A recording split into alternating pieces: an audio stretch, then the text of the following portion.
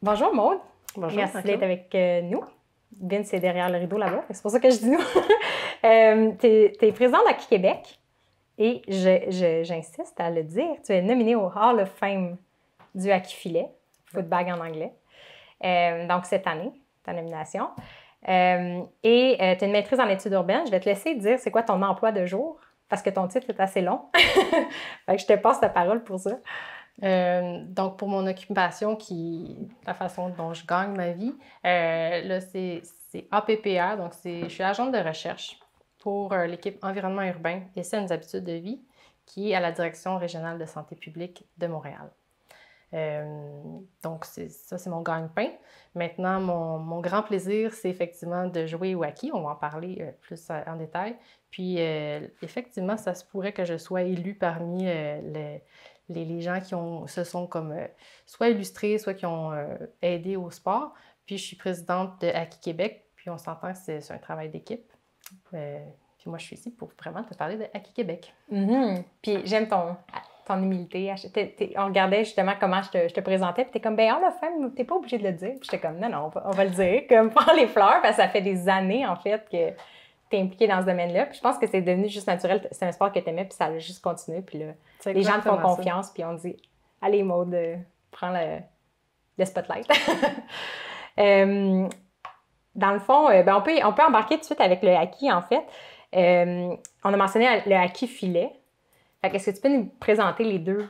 Est-ce qu'on dit sport ou c'est des activités? Je suis contente que tu abordes ça comme ça parce que moi, je trouve que la première chose à dire par rapport au hockey, c'est que c'est un jeu. Puis pour moi, en tout cas, c'est vraiment ça la chose centrale, c'est d'abord un jeu. Oui, éventuellement, ça devient une occupation, une activité qui peut être assez physique et même un sport de compétition. Mais c'est d'abord un jeu. Moi, j'ai déjà fait des ateliers pour des jeunes adolescents raccrocheurs.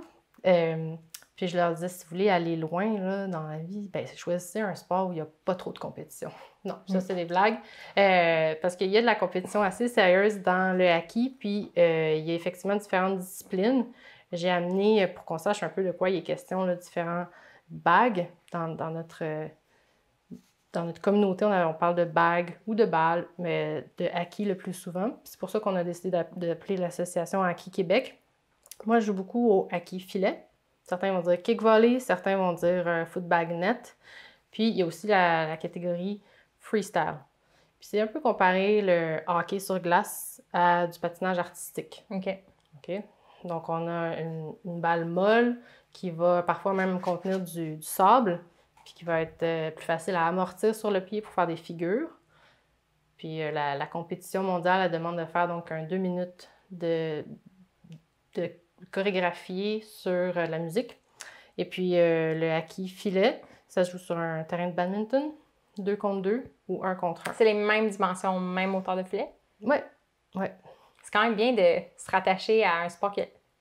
pour l'équipement, ça doit être plus simple. Au lieu de recréer un propre équipement, propre à hockey filet, vous pouvez juste, avec les trucs accessibles, avec le badminton... Effectivement, surtout quand on joue en gymnase, on peut reprendre les mêmes lignes, on prend les mêmes filets.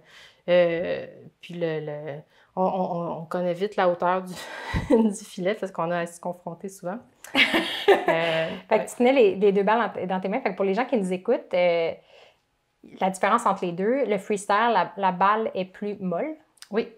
Elle est plus molle, elle est plus lourde et donc elle rebondit moins. Versus la balle de hockey filet qui est vraiment comme un mini ballon de soccer. Ça a l'air dur, là. Ça a l'air... C'est dur dans tous les sens du terme. C'est dur dans le sens où c'est dur à contrôler. C'est dur quand on la reçoit au visage. Non, c'est dur. Sauf que ça a l'avantage, effectivement, de rebondir. Puis, une fois qu'on la contrôle, d'aller, donc, d'avoir une meilleure vélocité.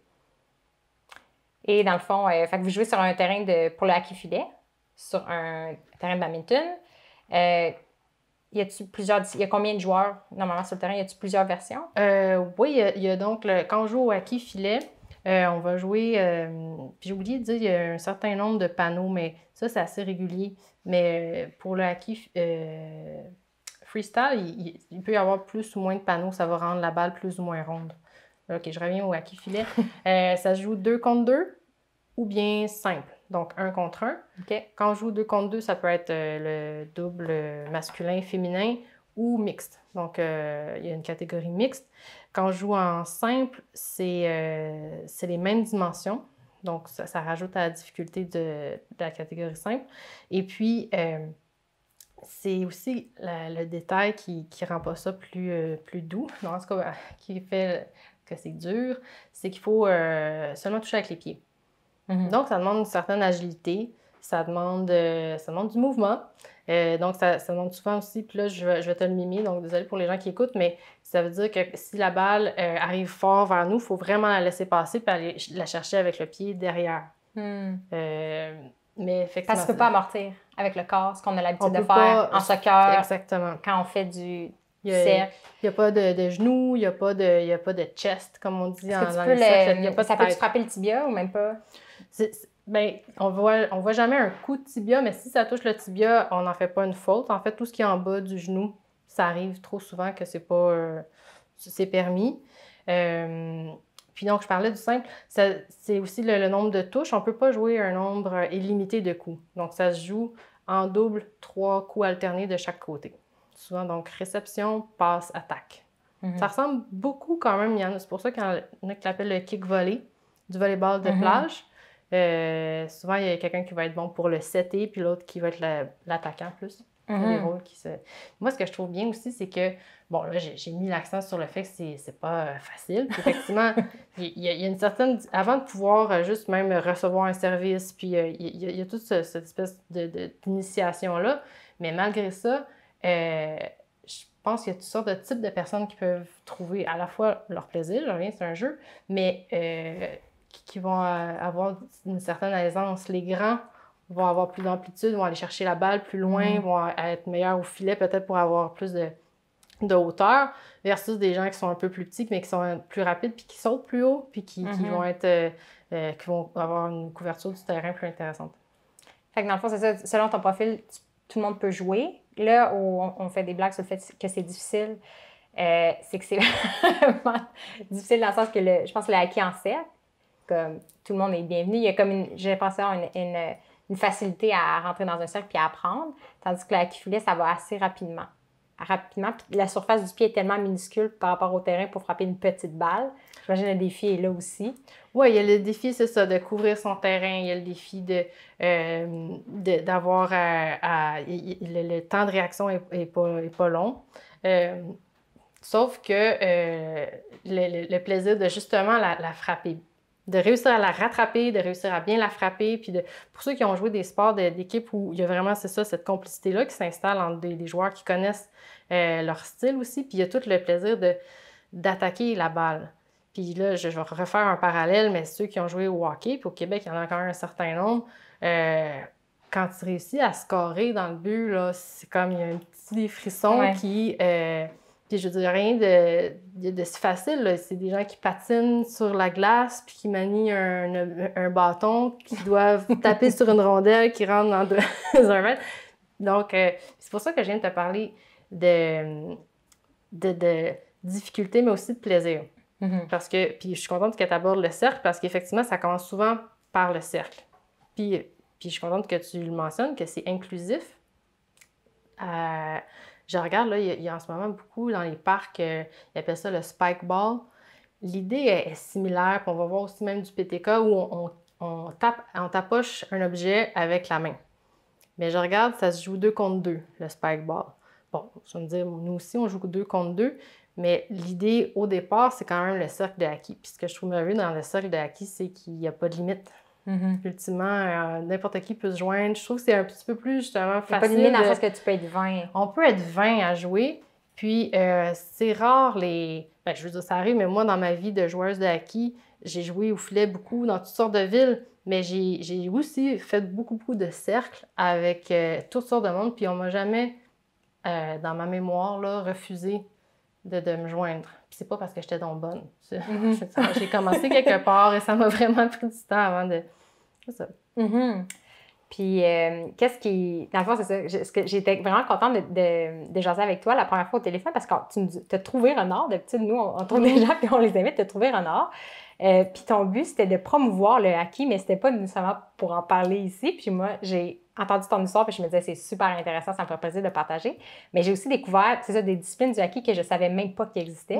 Je savais pas qu'il y avait une version artistique carrément, là, comme. Où c'est, j'imagine, même de l'expression personnelle, puis ça devient super athlétique, puis ça vient chercher, je pense, un type de sportif différent. Tu sais, tout le monde peut trouver son compte, comme tu dis, si t'aimes la dynamique d'équipe, ça peut être ça. Si t'aimes la dynamique communautaire, ça peut être le cercle. Puis le freestyle. Absolument. Puis c'est vraiment des... ça va chercher plus les jongleurs, les gens qui sont dans la performance aussi. Puis le freestyle, ça vaut vraiment le coup d'œil. Il y a plusieurs vidéos en ligne où on les voit faire des choses absolument extraordinaires. Puis moi, malheureusement, je ne suis pas une bonne ambassadeur pour cette catégorie-là parce que je ne suis pas très joueuse solo. Mais c'est ça, c'est la vie. Mais le freestyle, ils vont réussir à faire, ils appellent ça des ads. Donc, je disais tout à l'heure, ça prend une chorégraphie qui est sur 2 minutes avec la musique de leur choix. Mais pendant ces 2 minutes-là, ils doivent faire le plus de ads, en fait, de figures compliquées. OK. Je vais dire un mot simple. Puis je les connais pas toutes, ils ont des noms, mais moi je les connais pas toutes. Mais entre autres, ils vont amortir sur le dessus du pied, puis ensuite ils vont aller par exemple sauter par-dessus puis la reprendre une fois, mais peut-être qu'ils vont faire une jambe, l'autre jambe, peut-être qu'ils vont faire 2 tours autour du haki. Puis ça, c'est des heures de pratique, mais c'est aussi, ça devient super cardio. Puis eux autres aussi, ils vont travailler en cercle beaucoup, où chacun leur tour, ils vont avoir un certain nombre de minutes pour faire leur meilleure figure. J'imagine, c'est ça que quelqu'un qui adore ça peut faire plusieurs disciplines aussi, là, parce que ça se rend pas super bien. Puis tout à l'heure, je parlais de raccrocheurs, mais je pense que dans le haki, là, puis on est une communauté, la belle chose aussi, c'est qu'on est une communauté internationale. Donc, on a des joueurs dans plusieurs grandes villes du monde, mais on a aussi des athlètes incroyables. Puis souvent, ça a été comme des athlètes soit qui s'ignorent ou des athlètes décrocheurs, je dirais, des gens qui ont fait de la compétition, mais dans d'autres disciplines, puis finalement, ils ont décidé de laisser ça, mais ça n'empêche pas qu'ils ont développé le sport, puis qu'effectivement, ils ont poussé très loin là, les disciplines. Puis toi, tu as commencé comment, en fait? Moi, j'ai commencé quand j'avais à peu près 14-15 ans. Et je n'étais pas sportive, je tiens à le préciser, parce que j'étais, mais comme pas du tout sportive. En fait, je voulais pas mettre de souliers de course, c'était pas mon style. Pour l'esthétique, tu veux dire que tu voulais pas mettre de souliers de course? Je voulais pas, c'est ça. Non, c'était pas mon style. Je tenais à mon style à cette époque-là. Donc, je voulais pas mettre de souliers de course, mais je voulais pas non plus être avec il y avait beaucoup de parascolaires. Mes parents aimaient ça, puis c'était comme, ça me disait rien. Tout ça pour dire que, mais quand même, grâce à ma famille, en fait, c'est mon oncle qui jouait déjà au hockey filet, qui était dans les premiers joueurs de Montréal. Ça s'est développé... Le haki comme tel, je reviendrai sur l'histoire du haki. Bon, le haki filet est arrivé, donc, mettons, dans les années 80 à Montréal, puis mon oncle était dans ces premiers joueurs-là. Puis avec sa compagne à l'époque, et ils avaient fait des compétitions dans le sud des États-Unis, puis ils jouaient l'hiver, donc ils louaient un gymnase.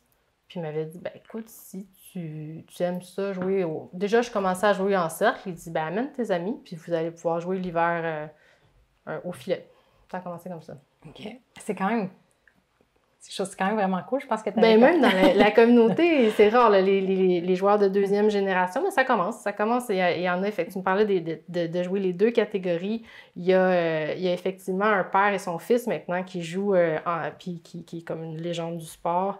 Non, ça commence. On se reproduit, et puis on espère que... Là, t'as des filles. Est-ce que tu penses qu'ils vont prendre la relève? Moi, j'ai 2 filles, effectivement. Elles ont 7 et 9 ans. Et puis, je les pousserai pas parce que des fois, je sais que ça peut avoir l'effet inverse, là, mais je leur souhaite. Non, puis elles connaissent déjà un peu la communauté, c'est ce que je trouve bien. Puis je leur souhaite surtout de... Plus, je sais que souvent, justement, c'est à l'adolescence que les filles, jeunes femmes, vont s'éloigner finalement de la pratique sportive, de l'activité physique. Notre corps change. Puis, fait que je leur souhaite de trouver quelque chose qui leur permet de rester accroché à ça. À ce plaisir. Les statistiques sur les jeunes filles dans le sport, c'est pas... j'allais dire, c'est pas lumineux. Je sais pas comment dire. Mais pour tous les jeunes, Ouais. il y a trop peu d'activité physique, on est trop sédentaire. Puis ça, en santé publique, j'ai appris la différence. Mais les filles, c'est encore pire. Puis c'est aussi qu'ils se rendent compte que ça prend justement un aspect social et ou une discipline ou quelque chose de particulier. Sans nécessairement de se spécialiser trop, ça aussi. Je pense que la recherche montre que les plus grands athlètes, c'est pas des gens qui ont fait, mettons, que du hockey, parce que c'est comme mon exemple, là, mais du tennis, ou je veux dire, de pratiquer une variété d'activités, c'est ça qui peut aider. Fait que la fille, c'est ça. Fait que les composantes sociales, puis l'autre, une activité particulière, dans le sens qu'elle tombe un peu en amour avec une activité qui est spéciale pour elle. Oui. Puis, ouais. Puis qu'elles vont trouver une appartenance, puis qu'elles vont trouver peut-être un sens, puis qui va leur permettre de continuer, puis de vivre leur transformation, mais en maintenant parce que moi, c'est vraiment ça que j'ai trouvé dans le hockey, là. J'ai trouvé un cercle d'appartenance, des gens vraiment de différents milieux, mais que j'apprécie beaucoup. Puis encore là, d'un peu partout, puis ça m'a fait voyager. Mais j'ai aussi trouvé, à travers le temps, les femmes, on parle là, de l'adolescence, mais il y a aussi donc la maternité. Puis ça, on a toutes les chances d'abandonner une pratique comme le hockey. Puis je suis contente d'avoir eu le soutien aussi de mes proches, là, mais pour avoir dit non, je persiste. Je persiste à faire de la compétition, je persiste à aller des fois jouer au hockey. Je me rappelle l'anecdote, mais de ma plus vieille, quand j'avais peut-être 2-3 ans, elle disait tu mets ta camisole bleue, tu vas aller jouer au hockey. C'était trop cute. T'as associé quelque chose, et je dis oui, maman, ça va jouer au hockey. Puis même mon conjoint me dit tout le temps, il dit « Ah, vas-y, tu reviens vraiment de meilleure humeur. » Non, mais c'est génial parce que je pense que juste tes filles de te voir, ils vont peut-être pas choisir le hockey ou le hockey-filet, mais ils vont voir comment ça peut faire du bien de faire quelque chose qu'on aime. Puis ils vont peut-être rechercher cette émotion-là, puis ils vont le trouver ailleurs. Puis d'ailleurs, ton conjoint est professeur d'éducation physique. Oui. Il a passé... je vous ai une journée d'intervalle. Fait que j'imagine que vos filles vont toucher, vont explorer toutes sortes d'affaires. Puis je pense que c'est ça qui est positif, c'est qu'en touchant un peu à tout, ils vont pouvoir trouver ce qui leur Oui, si ça se trouve, moi, je leur souhaite. Je leur souhaite d'explorer d'autres sortes d'activités qui... Puis, c'est sûr, moi, je vais leur vendre le hockey autant que je peux, mais je me disais moi-même, si un jour je prends ma retraite du hockey, c'est sûr que je voudrais essayer le Ultimate Frisbee qui est par nature mixte. Puis ça, je trouve ça super. J'aime aussi le parcours, qui est la gymnastique urbaine qui se fait avec le mobilier urbain. Puis je me dis ça, bon, est-ce que j'ai les aptitudes? C'est une autre histoire. Mais... il y a toujours moyen de décliner. Oui, c'est ça. Ouais. Comment quelqu'un... Est-ce que tu veux savoir comment commencer? Là? Quelqu'un qui... Parce que c'est sûr que là, à 7 à 9 ans, ça se fait. Ça se joue pour les enfants. Puis le meilleur moyen, c'est peut-être de pratiquer des fois avec une balloune ou un gros ballon. Ça donne un peu une meilleure idée. D'ailleurs, à ce titre, je veux mentionner qu'il existe des mini-filets. OK. Donc, pour les enfants, des fois, ça peut être intéressant. Au niveau du sol, ou ils sont quand même décollés du sol, mais assez haut? C'est décollé du sol. C'est à peu près 3 pieds de haut versus le filet de badminton qui est à peu près 5 pieds. Puis, pour le mini-net, c'est, disons, la moitié du terrain de badminton. Et puis c'est pas juste pour les enfants, c'est juste qu'on l'utilise entre autres quand on fait des démonstrations dans les écoles. Puis la balle est un petit peu plus grosse, un petit peu plus molle, puis ils ont droit aux genoux. OK. C'est des variantes. Donc ça existe, le mini-net, mais pour quelqu'un qui voudrait commencer, pourrait décider d'aller tout de suite dans le filet ou juste acheter une balle pour jouer au freestyle puis pratiquer solo. Mais avant, je veux rappeler que c'est pour le plaisir. Fait que si on ne trouve pas de plaisir, moi, je trouve que vraiment, c'est triste. Je veux dire, on peut essayer de faire ça pour brûler des calories, pour perdre sa culotte de cheval. C'est correct. Mais je veux dire, ultimement, c'est pour ça que j'en parle aujourd'hui. Moi, je trouve qu'il y a un plaisir à y avoir. Puis, la petite règle que j'aimerais que les gens retiennent, c'est que si jamais ils se joignent à un cercle, c'est de lancer la balle. Plutôt de commencer avec la balle pour soi. Puis malheureusement, les gens ont le réflexe de le faire pour soi, puis finalement, ça brise le cercle. OK.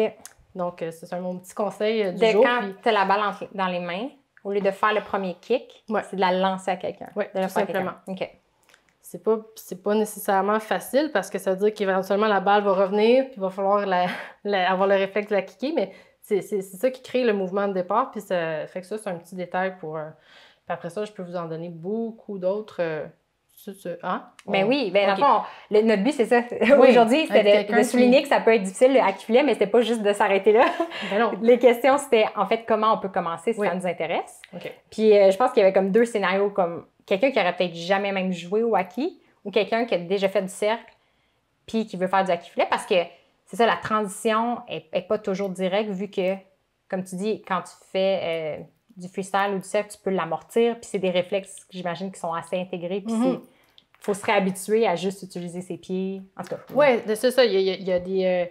Ben pour quelqu'un qui commence, mettons, puis je pense que peut-être si on pourrait mettre des liens vers des vidéos pour que ça donne une meilleure idée de les différentes disciplines. Puis comme je dis, il y a quelqu'un qui pourrait décider d'aller tout de suite vers le filet ou juste décider de dire, ben moi, je vais faire ça chez nous, puis d'abord à me pratiquer.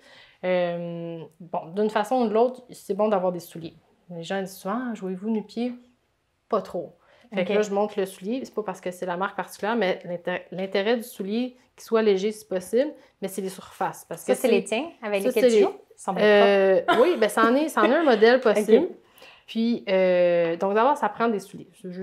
Faut pas compliquer ça plus qu'il faut, mais ça peut devenir compliqué, effectivement. Les joueurs aiment ça, des fois, patenter un peu leurs chaussures. Pour que la surface soit plus plate. Exactement. C'est ça qu'il faut retenir.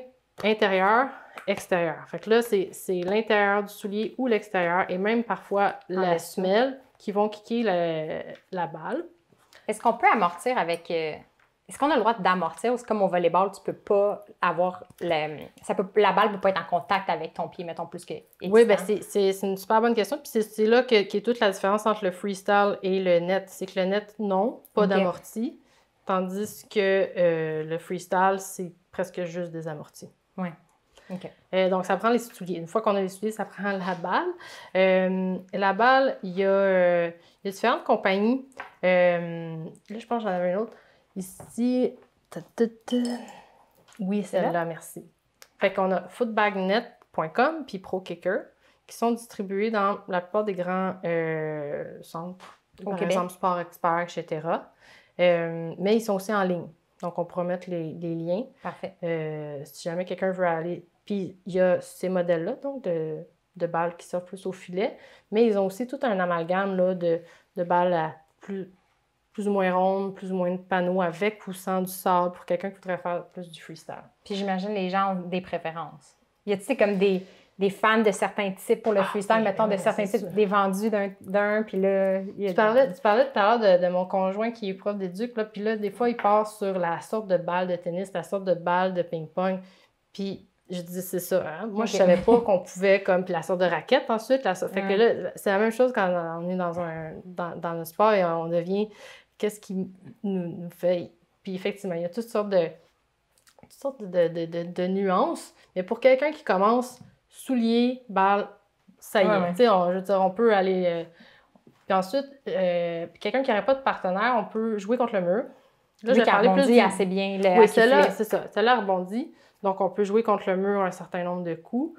Puis, pour commencer, c'est vraiment juste ça, c'est d'essayer de la contrôler. Comme on disait tout à l'heure, c'est les pieds. Ça peut être tentant là, de l'amortir ici. Oups, j'ai le micro. Mais puis quelqu'un qui est plus dans l'aspect performance, go, allez-y là, dans la figure, dans tout ça. Mais ça va vous nuire quand vous allez venir à jouer au filet parce que c'est vraiment juste les pieds. Puis les coups de base, donc je parle là pour le hockey filet, c'est l'intérieur. Donc, intérieur, ici. Puis l'idée, c'est vraiment de garder la balle le plus près de soi pour avoir un meilleur contrôle. Et puis de la monter en ligne droite. Et puis ça peut être ensuite l'extérieur. Pour l'intérieur comme pour l'extérieur, à retenir, plier les genoux. C'est vraiment ceux qui commencent ont le réflexe de ne pas assez plier les genoux.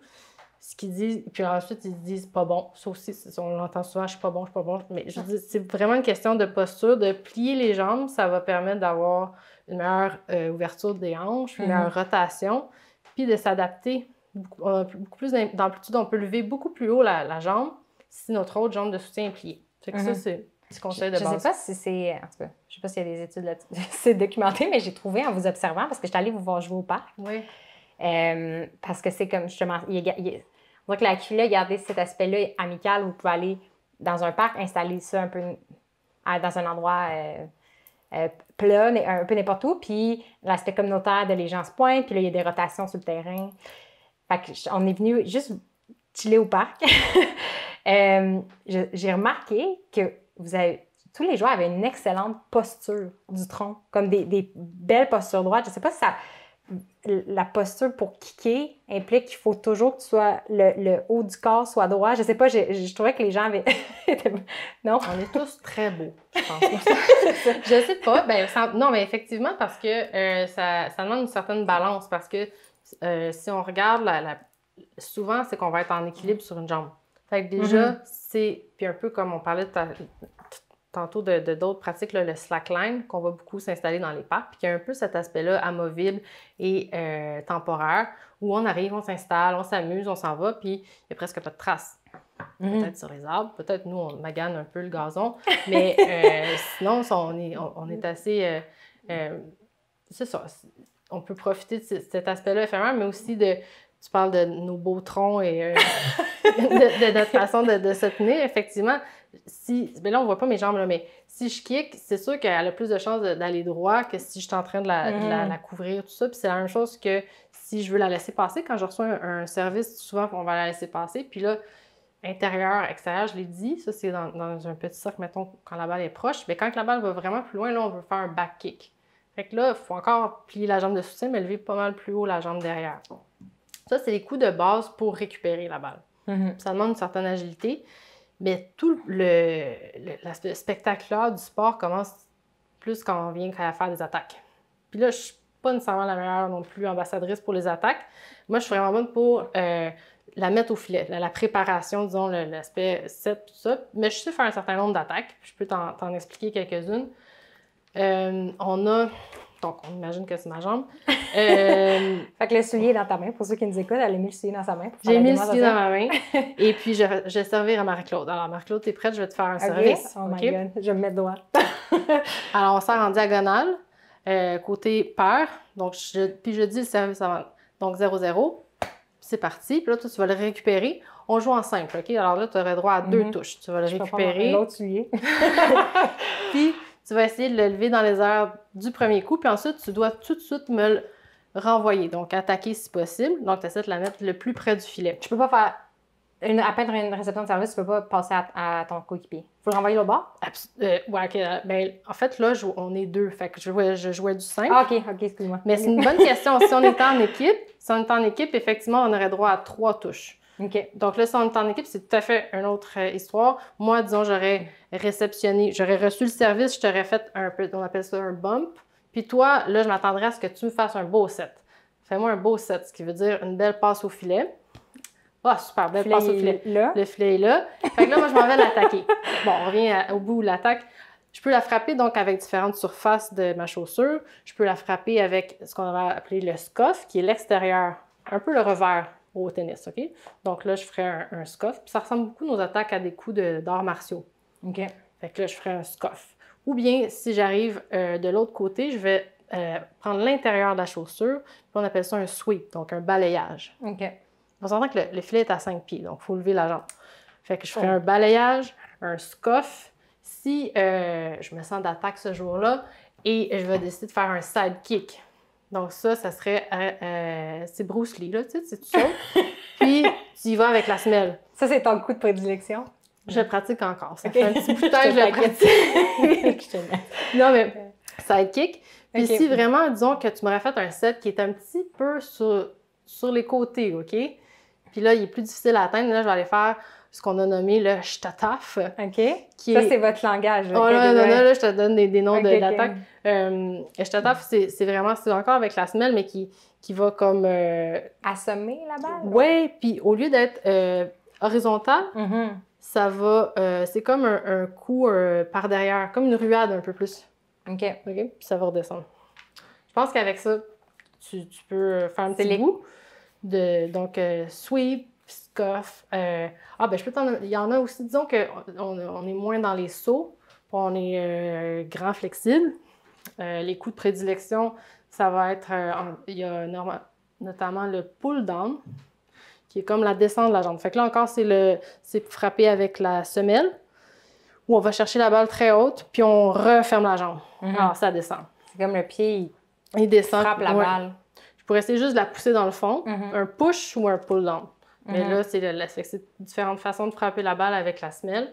Puis qui ont différents noms. Puis si je rentrais dans le freestyle, j'aurais probablement aussi tout autre un vocabulaire spécifique pour les différentes façons. Il y a certains coups que les gens pourraient googler puis retrouver des vidéos, puis il y a d'autres noms que c'est très québécois, puis c'est votre petit groupe, c'est ça? Je t'attaffe, là, il n'y a pas de traduction. Il n'y a pas de traduction.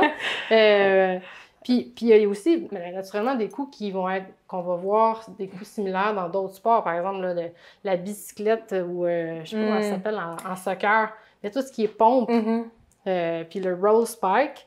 Moi, ça a pris vraiment du temps avant que je comprenne même de quoi est-ce qu'on parlait, mais roll spike, puis où est-ce que j'ai vu quelque chose qui est similaire au roll spike, c'est à Ivouyvik, qui est un village au nord du Québec inuit, qui eux autres, une chose à la fois. Je t'explique le roll spike, OK? OK, mais on va revenir pour le village, parce que ça fait partie de certaines questions. De mon parcours de vie. On mélange le parcours de vie et la pratique. Mais le roll spike que j'ai jamais fait, mais je peux quand même, peut-être un jour, c'est que je sauterais avec ma jambe d'impulsion, j'irais frapper le haki et je retomberais avec la même jambe avec laquelle j'ai sauté. Okay. Ça fait-tu comme une roue, non? Oui, c'est ça. Okay. Ça fait que là, ça, c'est impressionnant. Puis ça, quand on est de l'autre côté puis qu'on reçoit la balle, ça rentre. Là. Ouais. Donc, ça, c'est le roll spike. Puis là, je te parlais, je faisais une aparté sur le high kick, qui est un sport, une pratique très ancienne, d'après moi, mais qui se joue. C'est un sport traditionnel inuit, où ils mettaient un objet à frapper. Des fois, c'était comme un petit mini fuck, par exemple. Puis il mettait toujours... Non, mais comme une petite poupée ou un petit truc. Puis il le mettait de plus en plus haut. Puis la compétition, c'était qui est capable d'aller kicker l'objectif. Là. Puis soit avec une jambe, soit avec deux jambes. Puis ça dure un certain temps. Et puis ils sont très, très bons. Moi, ça m'a fascinée. On en a parlé avec Sébastien hier, justement parce qu'avec la tournée de participation, on faisait la promotion de 150 activités physiques au Canada, puis ils ont pris le soin d'inclure certaines activités autochtones. Puis on faisait essayer le high kick aux gens, puis ça a donné qu'on était sur le terrain d'une université qui recevait les Jeux autochtones, je pense, d'Amérique du Nord, je ne vais pas me tromper. Fait que les jeunes, que c'était ça leur discipline, ils sont venus nous faire des démonstrations. Oh, wow. Là. C'était incroyable. Des gens qui sautent plus haut que la hauteur de leur corps. On est rendu là. Puis, il n'y a pas tant de pas, il me semble, d'impulsion. Là. Je pense que, je ne sais plus si Vite s'en rappelle, là, c'est derrière le rideau, il pourrait nous le dire, mais ça, tu peux pas courir comme longtemps puis faire ton kick. Là, c'est là. Puis moi-même, quand je les ai vus faire, j'étais à terre. Là. Je me disais, j'essayais de sauter avec eux, puis Non, c'est ça. Non, ça ne marche pas. Fait que dans le fond, c'est ça, c'est qu'il y a différentes disciplines sportives. Des gens qui viennent d'ailleurs peuvent avoir un set de compétences qui peut être valorisé dans la filet de différentes façons. Selon Puis si toi, tu juges que tu es moins bonne à l'attaque, tu dois être bonne à la réception. Tu dois être bonne en défense, dans le fond. Tu dois être une bonne... comme tu mentionnais tantôt, dans le fond, c'est...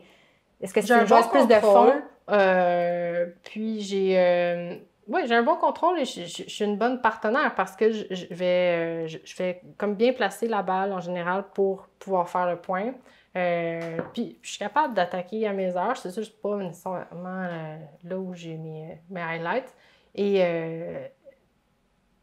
puis ensuite, pour n'importe quel sport d'équipe, ça prend toutes sortes de choses. Donc, j'ai quand même une bonne capacité gauche-droite, ce qui, pour un nouveau joueur, c'est à favoriser. Si quelqu'un commence, bien, autant développer autant la gauche que la droite. C'est sûr qu'il y a des super bons joueurs qui, finalement, sont plutôt seulement droitiers ou seulement gauchers, mais ils sont tellement bons.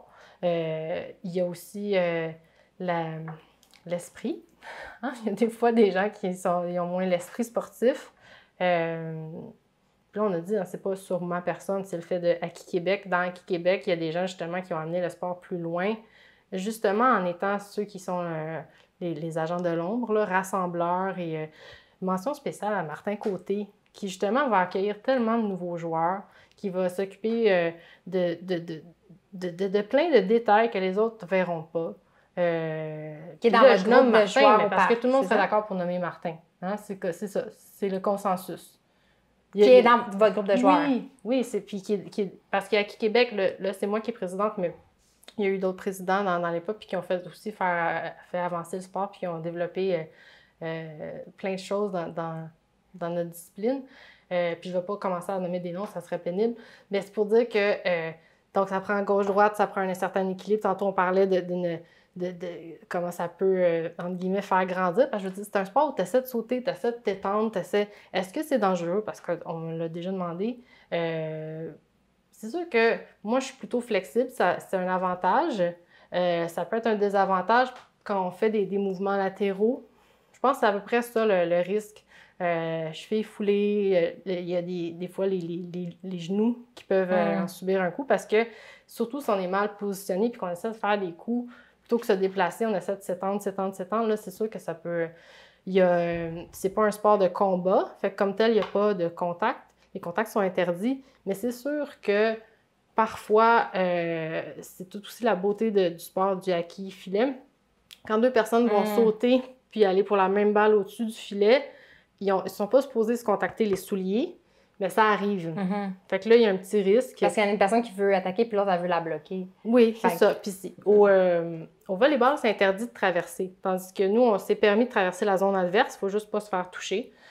Donc, ça donne des choses assez spectaculaires. Puis, il y a donc un petit risque, mais je dirais que c'est vrai. Moi, je ne dirais pas que c'est un sport extrême, là. Non. C'est ça, c'est impressionnant à voir. Oui, c'est ça. Mais c'est pas comme... Il y a des sports avec un taux de blessure, comme j'imagine plus élevé. Oui. J'imagine la seule particularité, c'est que c'est joué sur gazon, mais vous n'avez pas des souliers avec des crampons, comme certains sports. Bien là, on joue l'été sur gazon, mais ça se joue aussi dans les gymnases si on a un terrain de badminton. Non, c'est ça. On joue avec le terrain qu'on a. Donc, effectivement, des fois, il peut y avoir des petites bosses, tout ça. Ça peut mener à certaines blessures, mais rien de trop intense. Oui, parce que j'étais surprise aussi. Le groupe, c'était des... Ben, pas des vieilles personnes, je sais pas ce que je veux dire. mais tu sais, dans le sens que je pense que c'est un peu comme la balle molle, les gens peuvent jouer vraiment longtemps. Tu sais, il y a des personnes grisonnantes qui jouent encore, puis je pense qu'ils vont pouvoir jouer longtemps, puis ça, c'est quand même vraiment intéressant.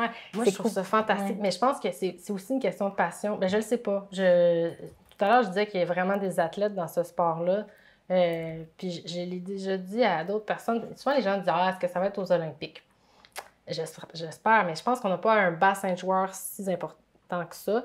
Mais je suis à peu près certaine que si jamais on va aux Olympiques, il y a certaines personnes dans le club qui seraient encore là.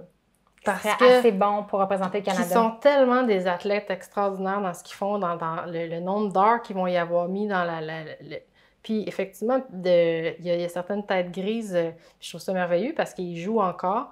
Puis ils étaient dans les premiers aussi qui ont développé le sport, puis qui ont ramené même le sport des États-Unis, puis qui ont fait en sorte que le club de Montréal est reconnu à l'international pour son niveau de jeu. Puis donc, ils gardent la flamme, là. Je pense que c'est ça. Et t'en fais partie. Les femmes aussi, parce que vous êtes quelqu'un dans le Hall of Fame. Honnêtement, au début, ça m'a comme donné un coup de vieux. Je me suis dit, mon Dieu, je suis rendue dans le Hall of Fame. C'est pour ça que tu voulais pas trop le mentionner. Non, mais c'est pour ceux qui se sont impliqués depuis avant 2005. Fait que c'est ça fait... Je suis là-dedans. C'est ça, c'est autant ton parcours, je pense, comme athlète que ta promotion de l'activité. C'est ça? Ça se peut-tu? C'est ça qui... Oui, il y a les deux choses. Fait que je me suis souvent illustrée, mettons, sur le podium. Mais c'est aussi pour ça que je suis ici, parce que moi, je trouve qu'il n'y a pas assez de filles. Ça veut pas dire que c'est facile le chemin pour les filles, parce que les filles qui jouent sont vraiment bonnes. La Finlandaise, je vous ai fait des courses de 100 km. Fait que, tu sais, c'est pas... Sauf qu'on n'est pas tant de joueuses à l'international. Fait que moi, j'aimerais ça qu'il y ait un meilleur bassin de compétition, puis entre autres pour ça, là, je veux qu'à Québec, il y ait plus de joueurs, puis pas encore, entre autres, des femmes. Puis donc, si jamais j'ai le prix là, du Hall of Fame, il y aurait ça peut-être. Je t'ai amené mes médailles, on va les faire sonner. Donc, souvent, j'ai gagné le double féminin. Soit avec, dans notre club, il y a Geneviève Bousquet, Marilyn Demuy, qui se sont aussi été mes acolytes sur le podium, ou en double, ou même en mix, aussi. Qui jouent encore. Puis depuis aussi longtemps que moi, puis qui sont vraiment belles à avoir joué aussi dans toute leur... elles ont encore plus que moi, je dirais, la ferveur. Là, la ferveur de quand tu es dans un match, puis de vouloir gagner, puis ce que ça l'amène aussi comme de passement de soi, ça fait des beaux matchs. Mais j'ai l'impression qu'il faut différents types de tempéraments oui, dans une équipe. Oui. Moi, je me rappelle, à Balma, je n'étais pas la personne qui voulait le...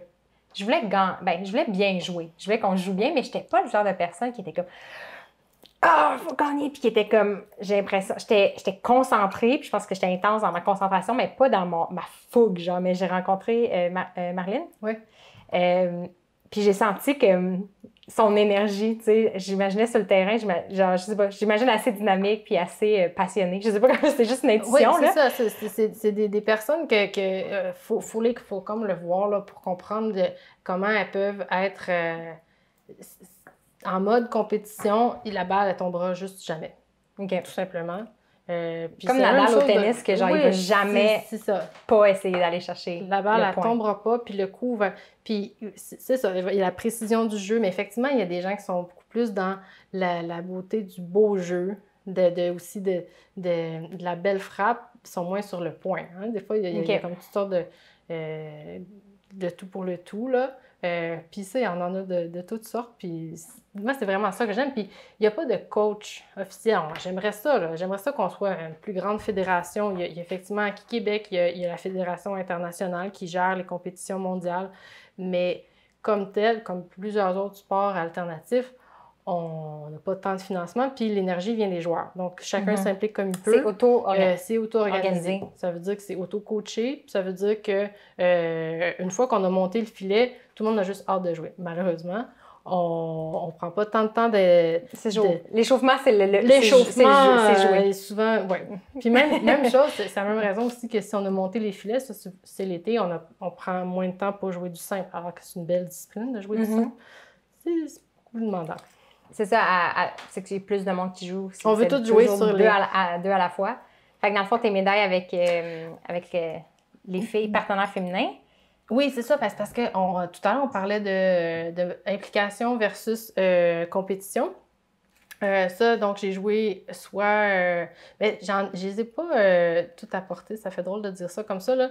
Mais je voulais signaler que j'ai été souvent sur le podium. Bon, mais je voulais aussi surtout dire que ça vient de Paris, puis que ça vient de Varsovie, puis celle-là, elle vient de Bulgarie. Donc, c'est aussi tous des endroits où ça m'a fait voyager, puis des clubs qui ont accueilli des fois jusqu'à 200 joueurs. Wow! Puis qui ont auto-organisé qu'on ait à dormir, à manger. Donc, il faut imaginer l'esprit de communauté qui s'installe. Et puis, effectivement, il y a différentes catégories. Donc, là, une compétition mondiale, ça prend une semaine. Puis chaque jour, on peut... Est-ce que tu y vas chaque année? Oui. Okay. Ben, si je peux. Ben, c'est ça. Puis là, ben, c'est là que je redeviens mauvaise mère, là. J'ai quand même... J'ai déjà abandonné mes enfants pour aller faire des compétitions mondiales. Mais j'en ai retiré, je pense, une certaine renommée. Puis beaucoup de plaisir. Oui, c'est génial. Puis là, cette année, normalement, c'est Montréal qui accueille la compétition mondiale. C'est les championnats mondiaux. Oui, ça, c'est une bonne question. Ben, c'est juste sur la scène internationale. Pour ce que je connais du tennis, là, ça ressemble un peu, je pense qu'il y a comme un circuit de compétition qui donne un certain nombre de pointages. OK, je comprends. Puis on essaie de changer où se fait la compétition mondiale, puis d'alterner le continent américain et le continent européen. OK. Montréal, on l'a fait en 2013. On serait pas mal dû là, pour en organiser un. Il y a aussi, c'est intéressant parce que ça se développe en Europe de plus en plus. Finlande, Allemagne sont des clubs pas mal établis, Pologne aussi, mais c'est ça, il y a d'autres clubs qui se développent. Et puis, Montréal, on se fait toujours un tournoi de notre club qui s'appelle l'Aquisphère. Même chose, il y en a aussi en Allemagne, il y a comme des tournois qui reviennent. Il y a un tournoi européen aussi pour que les gens aient accès à un lieu compétitif puis se mettre dans l'ambiance. Puis absolument. Il y a des points à gagner aussi, j'ai l'impression que c'est un classement. Oui. On va avoir un meilleur classement si on a gagné Montréal.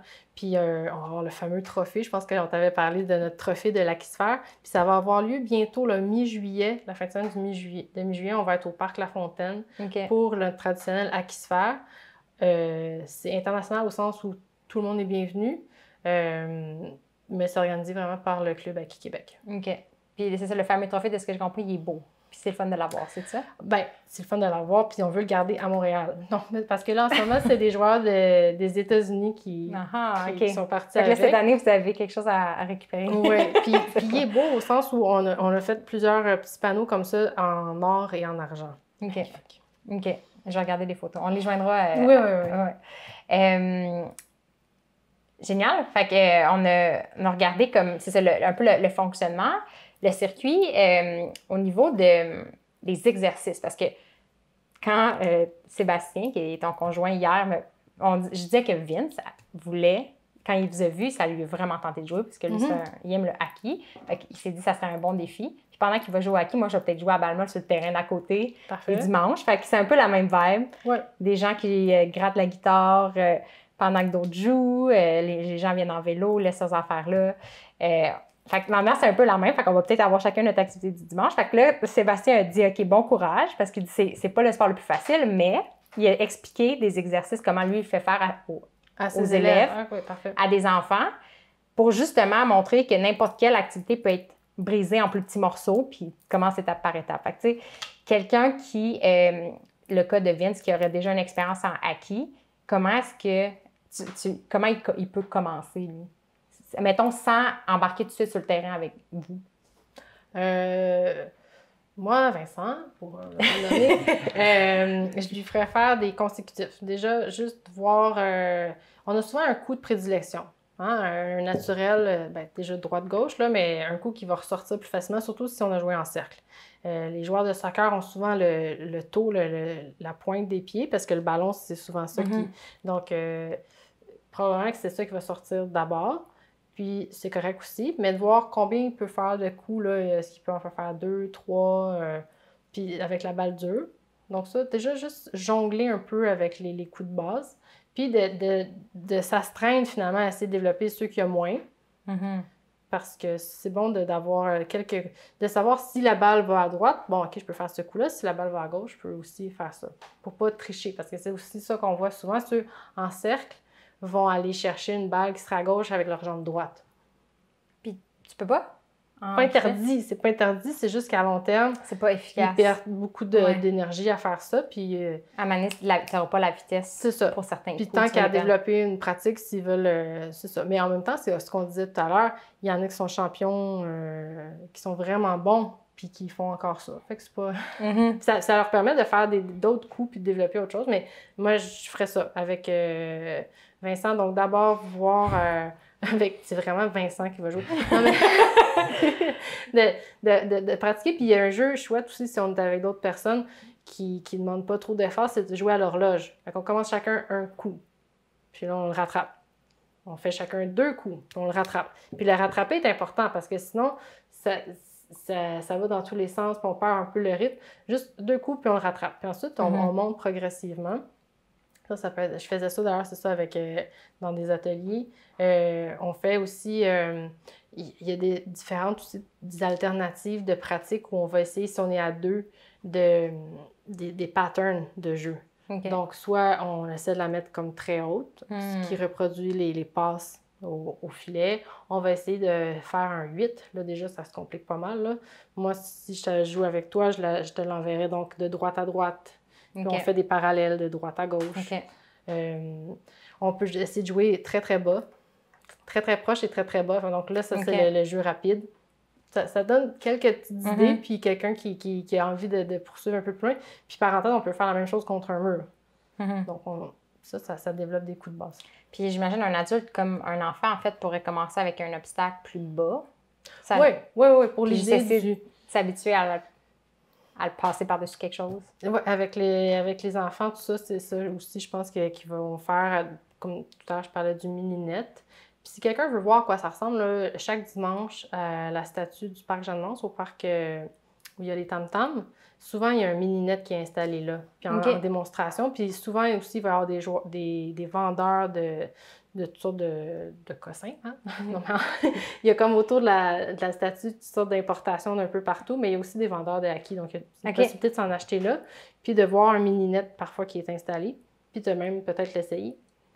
Parce que ça, c'est ce spot-là. Ça, c'est the spot. En bas québécois, où toi, tu as commencé, si je ne me trompe pas. Oui. À la Ouais. Statue du Le Montréal, Devil avec les tam-tams. Circle. C'était où? C'était derrière la statue? C'était derrière la statue, il y a comme un creux, là, puis avec une espèce, c'est comme un... Je sais pas, j'ai pas le mot, là, mais on peut être comme assis un peu plus haut. Puis là, maintenant, il y a des différents joueurs de tam-tam, mais ça fait comme une arène. C'est ça que je cherchais. Fait que là, on s'installait au centre, puis on jouait des heures dans un petit trou là, de terre battue. Puis ce qui était bien, c'est que c'est ça, c'est juste que c'est un cercle que finalement, on jouait un peu plus rough, un peu plus vite, rapide, puis, mais aussi des fois, il y en a qui s'inspiraient du rythme des tam-tams, puis qui étaient capables de jouer sur les temps. Déjà, c'est comme ça, chacun son truc finalement. Mais il y a plusieurs joueurs qui sont rendus au filet qui ont commencé là, effectivement. Fait que dans le fond, vous jouiez ensemble, vous avez appris ensemble. Quand le sport est arrivé, là, comme tu dis, vous n'aviez pas de coach. On n'a pas de coach, mais on est des têtes dures. Il y a beaucoup de têtes dures dans notre club parce que ça prend, c'est ça, une certaine volonté de dire, ben moi, je vais l'avoir, je vais le maîtriser. Puis on a eu aussi, avec ces belles, hein, c'est des belles têtes dures, un niveau de compétition assez élevé assez rapidement, je pense, dans l'histoire du sport. Souvent, ça se développe aussi dans les cégeps. Il y avait comme des mini cercles informels, là, mais qui s'organisaient, Cégep Saint-Laurent, Cégep Vieux-Montréal, il y en a sûrement d'autres, là, puis qui ont fait en sorte qu'un certain... ça prend un nombre clé de joueurs pour finalement que ça vive, puis qui se sont challengés entre eux. Parce que je me disais, aïe, il y a quand même un bassin de joueurs en ce moment où vous êtes justement de niveau compétition mondiale, mais comment un sport émergent comme trouve sa place puis ait assez de joueurs à un moment donné pour soutenir ça? Je me demandais qu'est-ce que vous avez réuni, tu sais. Fait que j'imagine que c'est ça, d'une rencontre à l'autre. Bien, je pense que c'est ça. Je pense qu'il y en a qui ont ramené ça des États-Unis puis qui ont eu la piqûre aux États-Unis de dire, moi, je vais leur montrer, puis qui ont ramené ça à Montréal, puis qui ont eu le nombre suffisant Parce qu'il ne faut pas se le cacher, il y a ceux qui vont être presque tous les jours au parc. Puis ils vont jouer. Rien de surprenant, ils deviennent bons. Mais ensuite, il y a tous les autres joueurs qui gravitent, puis qui viennent de temps en temps, puis qui finalement vont passer un été, ils vont aimer ça, puis ensuite reviennent. Puis la belle chose, c'est que oui, c'est difficile au début, mais une fois qu'on l'a, on le perd pas. Ouais. Donc, ça arrive régulièrement, puis c'est pas un jeu qui est que montréalais, malgré que ça peut sembler comme très montréalais quand on m'entend, là, mais il y a d'autres clubs, puis il y a d'autres joueurs partout au Québec.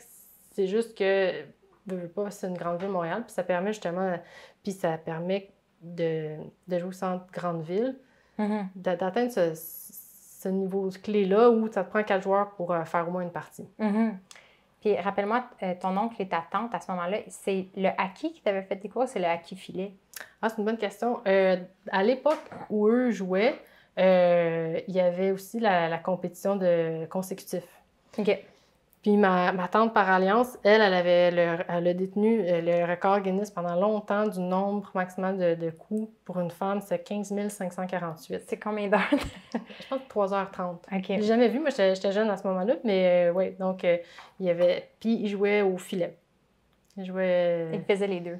Il faisait consécutif et filet. Mais principalement filet, je pense. Puis là, c'est ça, consécutif, c'est plus une discipline. Non. Parce que j'imagine, ben, tu disais peut-être, là, il faut des gens qui comptent les coups puis qui observent pendant autant de temps. Fait que ça n'a pas l'air, c'est pas gentil pour ceux qui font ça, puis le record a été battu. Ben, c'est comme si, je pense qu'à un moment donné, quand on veut développer puis dire, bon, ben nous, c'est ça, c'est à qui filet, puis c'est à ça qu'on joue, puis voici les règles, puis s'entendre dans la communauté faut pas non plus avoir toutes sortes de dérivés, puis qu'on se perd. On se perd avec à jouer du hockey golf, du hockey tennis, du hockey consécutif, ce qui sont par ailleurs toutes sortes d'occupations sympathiques, là. Mais c'est ça, c'était pour dire... donner un peu de sérieux. En termes de compétition mondiale, là, tu veux dire. Pour la compétition, j'imagine que ça peut être... pour le sport lui-même, pour dire, ben voici nos règles, voici...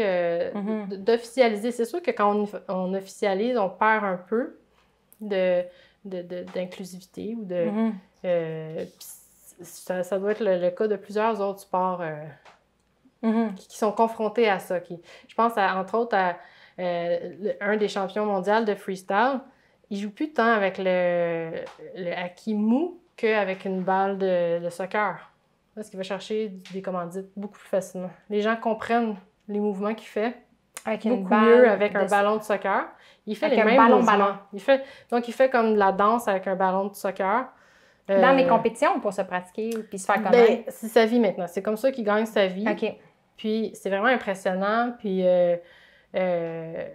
c'est juste que c'est plus facile aussi visuellement. Puis comme il y a une grande part de ça qui est visuel, il a opté pour ça. OK. Mais pas en compé, c'est encore des... En compétition, non, c'est ça. encore Oui, t'as une bonne des question. balles. Oui, c'est le freestyle, c'est encore avec des Kimu. Ouais. C'est ça. Mais il y a des gens qui peuvent gagner leur vie et des vedettes. Oui, ben, oui, il y en a qui sont hallucinants. Là, c'est ça. Ils sont beaux à voir. Puis ben, je mettrai des vidéos pour Tes coups de cœur, ouais, avec plaisir. Ouais, ouais. Juste le hockey filet, voir ça, c'est dur de croire que l'humain, comme cette agilité-là, là, comme tu dis, le filet, il est 5 pieds de haut. Là, Ouais, ça veut dire que ouais. les pieds, si tu veux, comme j'allais dire smasher, là, je sais pas c'est quoi comment vous l'appelez. Là, Oui, celui on du- fait des... faut qu'il soit plus haut que le spikes. filet. Là. C'est quand même vraiment intéressant. Fait que justement, est-ce que de commencer, quelqu'un qui n'aurait pas joué au hockey avant, est-ce que commencer avec un hockey ou de se pratiquer avec toutes sortes de balles, ça doit aider aussi de manière générale juste l'agilité, là, comme les enfants, je pense que tu as mentionné qu'ils peuvent jouer avec des ballons. Des ballons, carrément, juste pour...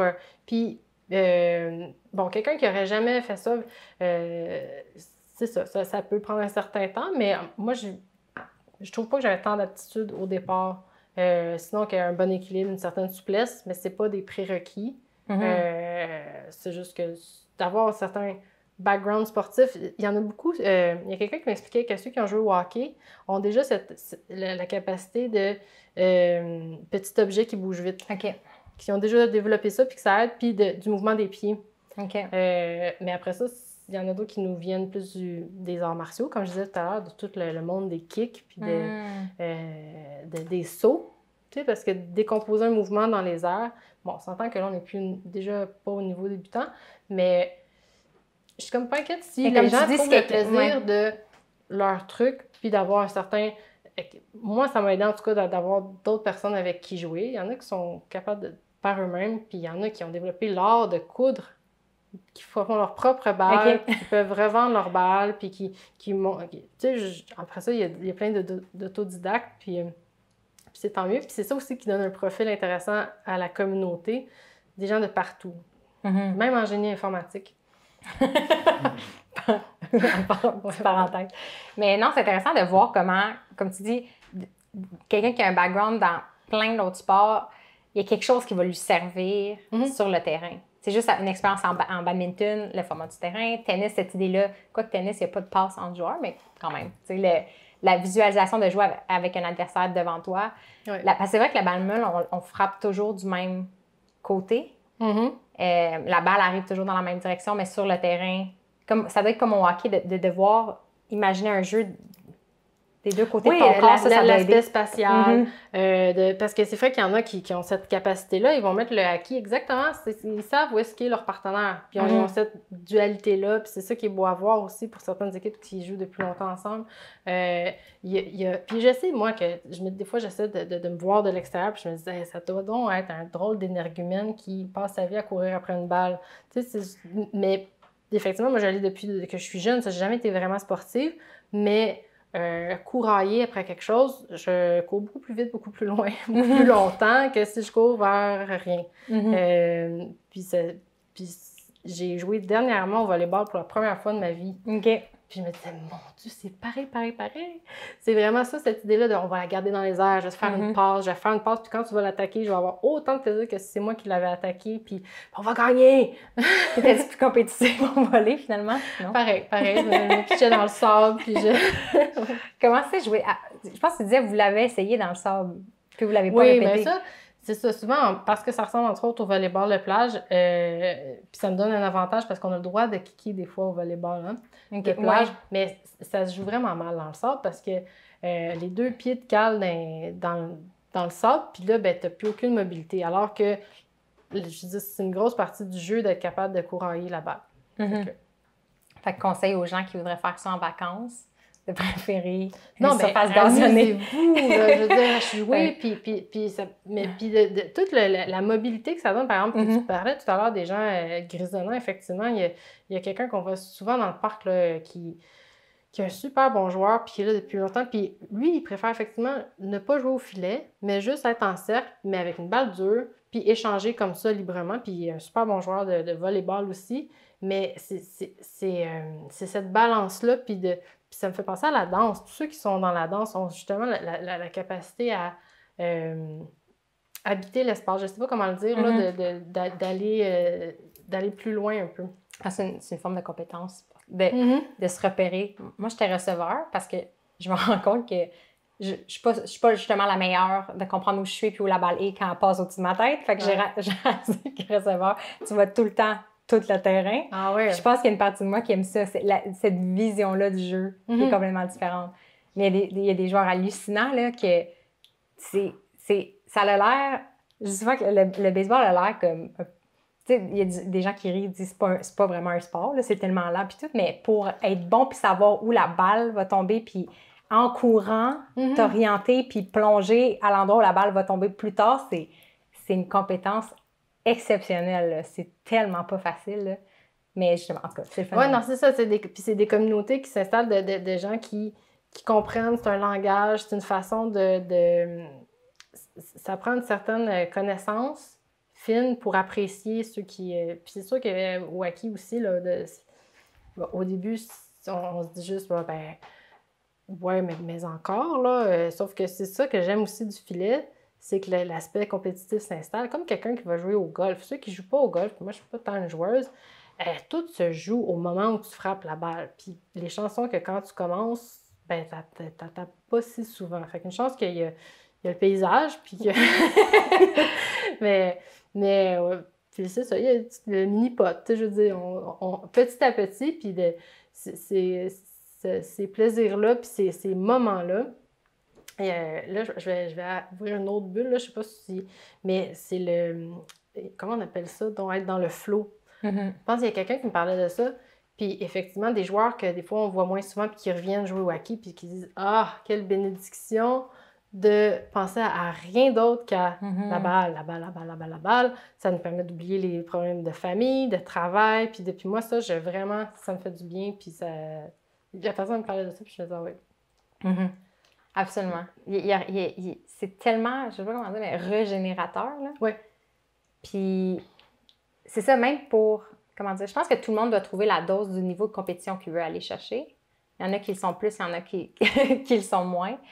Mais quand il y a un objectif commun, puis qu'il y a une chose à accomplir, on dirait que ça simplifie la vie, genre. Comme ça enlève tout le bruit, puis c'est juste, comme tu dis, c'est juste une balle, là. Comme, ça paraît presque absurde de dire, j'ai passé tellement d'heures à juste vouloir kicker une balle. Mais ça fait du sens, genre. Ça fait, comme tu dis, ça n'a pas rapport à brûler des calories, c'est être dehors, c'est l'aspect communautaire. Puis ça fait partie d'ailleurs des éducatifs. Quelqu'un qui commence, ça peut être simplement ça, c'est de regarder... puis ça venait, on a fait un camp d'entraînement à Portland avec ma partenaire, puis qui était dédié justement qu'aux filles. Ça, j'aimerais ça qu'on en fasse un à Montréal, où un joueur de longue date nous disait, quand on va kicker, la seule chose à faire, c'est regarder les différents panneaux de la balle qui tournent dans les airs. Vous allez voir, des fois, ça tourne vite, des fois, ça bouge presque pas. Puis c'est un conseil tout simple, mais qui se pratique même dans un niveau de compétition. Si on ramène notre attention à ça, ça permet justement de ramener le focus. Puis moi, j'ai découvert ça en faisant le hockey, mais je sais que ça existe dans d'autres sports, là, mais ça rentre plus dans la psychologie sportive. Ça fait passer à Forrest Gump, là, tu sais, quand il se fait donner la balle, puis il dit « lâche jamais la balle des yeux ». La scène du ping-pong, là. C'est ça. Il fait juste jouer, vraiment ça, c'est ça. Puis il se ramasse je sais pas si c'est les Olympiques dans le film, là. Bon conseil de dire, lâche jamais la balle des yeux. Exactement. Ça vient. Mais c'est drôle parce qu'à Balma, il y avait quelque chose de similaire pour nous apprendre à observer la balle quand on est au marbre pour frapper. La balle de Balma est quand même assez grosse, fait qu'il pouvait écrire des numéros dessus. Puis tu pouvais essayer il fallait que tu nommes le numéro. Wow! Oui, OK. Mais, donc, pendant que dans les airs... Mais ça vient à ce concept-là de pas lâcher la balle des yeux, finalement. Puis qui est toujours à remettre... à l'ordre du jour, là. Oui, parce que même les joueurs aguerris... puis ça, je trouve que c'est bien aussi parce que comme dans d'autres sports, j'imagine, de focus, puis tout ça, on se pardonne assez bien. Tu sais, dans un jeu d'équipe comme ça arrive à tout le monde là, de manquer un service, de manquer, puis on est tous passés par là aussi. Fait que... Il y a un rituel du volleyball que j'adore. Après chaque point, de se réunir au centre, de se donner la main, de s'encourager puis de se rediviser. On l'a beaucoup, moins ces temps-ci, là, mais on a ça beaucoup. À cause de la condition. Oui, on repart à zéro. C'est toujours, c'est un rituel. Quand tu as enseigné, fait que si je comprends bien, tu étais athlète, puis tu as fait des ateliers d'initiation. Fait que dans le Nord, je ne me rappelle plus si tu l'as précisé, c'était un mandat de santé publique.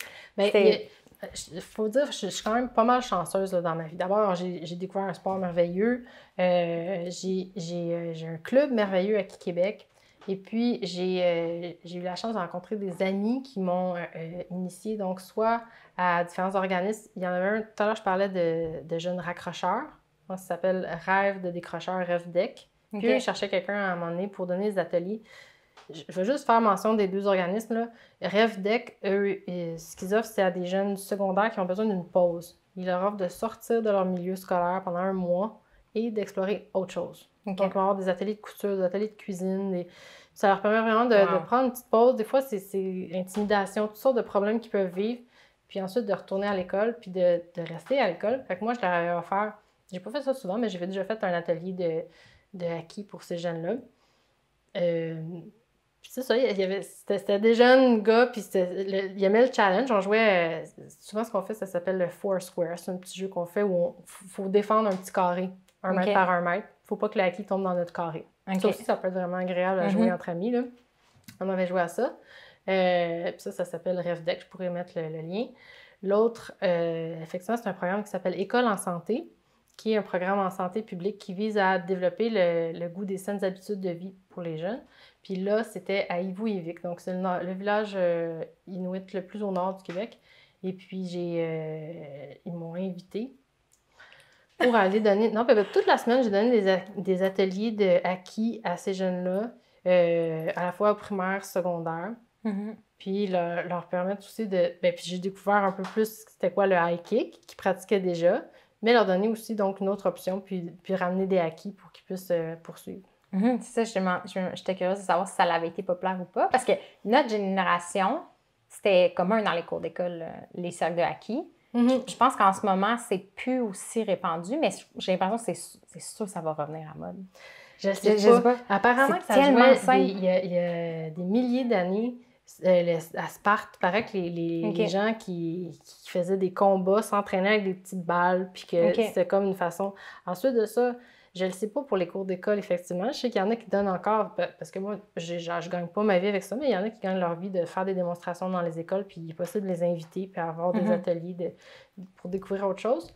Mais effectivement, je ne sais pas si dans notre temps, c'était les skaters qui faisaient un petit peu d'acquis, puis ça allait bien ensemble. Je ne sais pas ce qu'il y en a aujourd'hui. Je sais qu'il faut aussi une vague de moi, je pense que les skate. parents... Fait que peut-être qu'il va y avoir une autre vague de acquis, je souhaite. Moi, je pense que les parents nostalgiques des années 80-90 vont peut-être ramener ça auprès de leurs enfants. Ou peut-être ça va être has-been, on ne sait pas. Puis comme je te dis, je vois des nouvelles pratiques aussi de spikeball, de PTK, de façon de bouger dans les parcs moins structurés, qui tant mieux. Puis même aussi dans peut-être la diversité culturelle, il y a un sport qui s'appelle le Takra, Sepak Takra, qui se joue en Thaïlande. Puis c'est comme le sport national là-bas, qui se joue avec une balle à peu près grosse comme ça. Grosse comme un très gros pamplemousse, pour ceux qui nous écoutent. Donc, anciennement, c'était en osier. Puis ça se joue 3 contre 3, mais ça ressemble beaucoup à qui filet. Mais le filet est plus haut. Est-ce que c'est certain que si un jour on décide, le Canada, d'aller se représenter à un sport national comme ça, il y a effectivement des équipes de Takra, c'est pas que Takra au Canada, mais il y en a en Allemagne.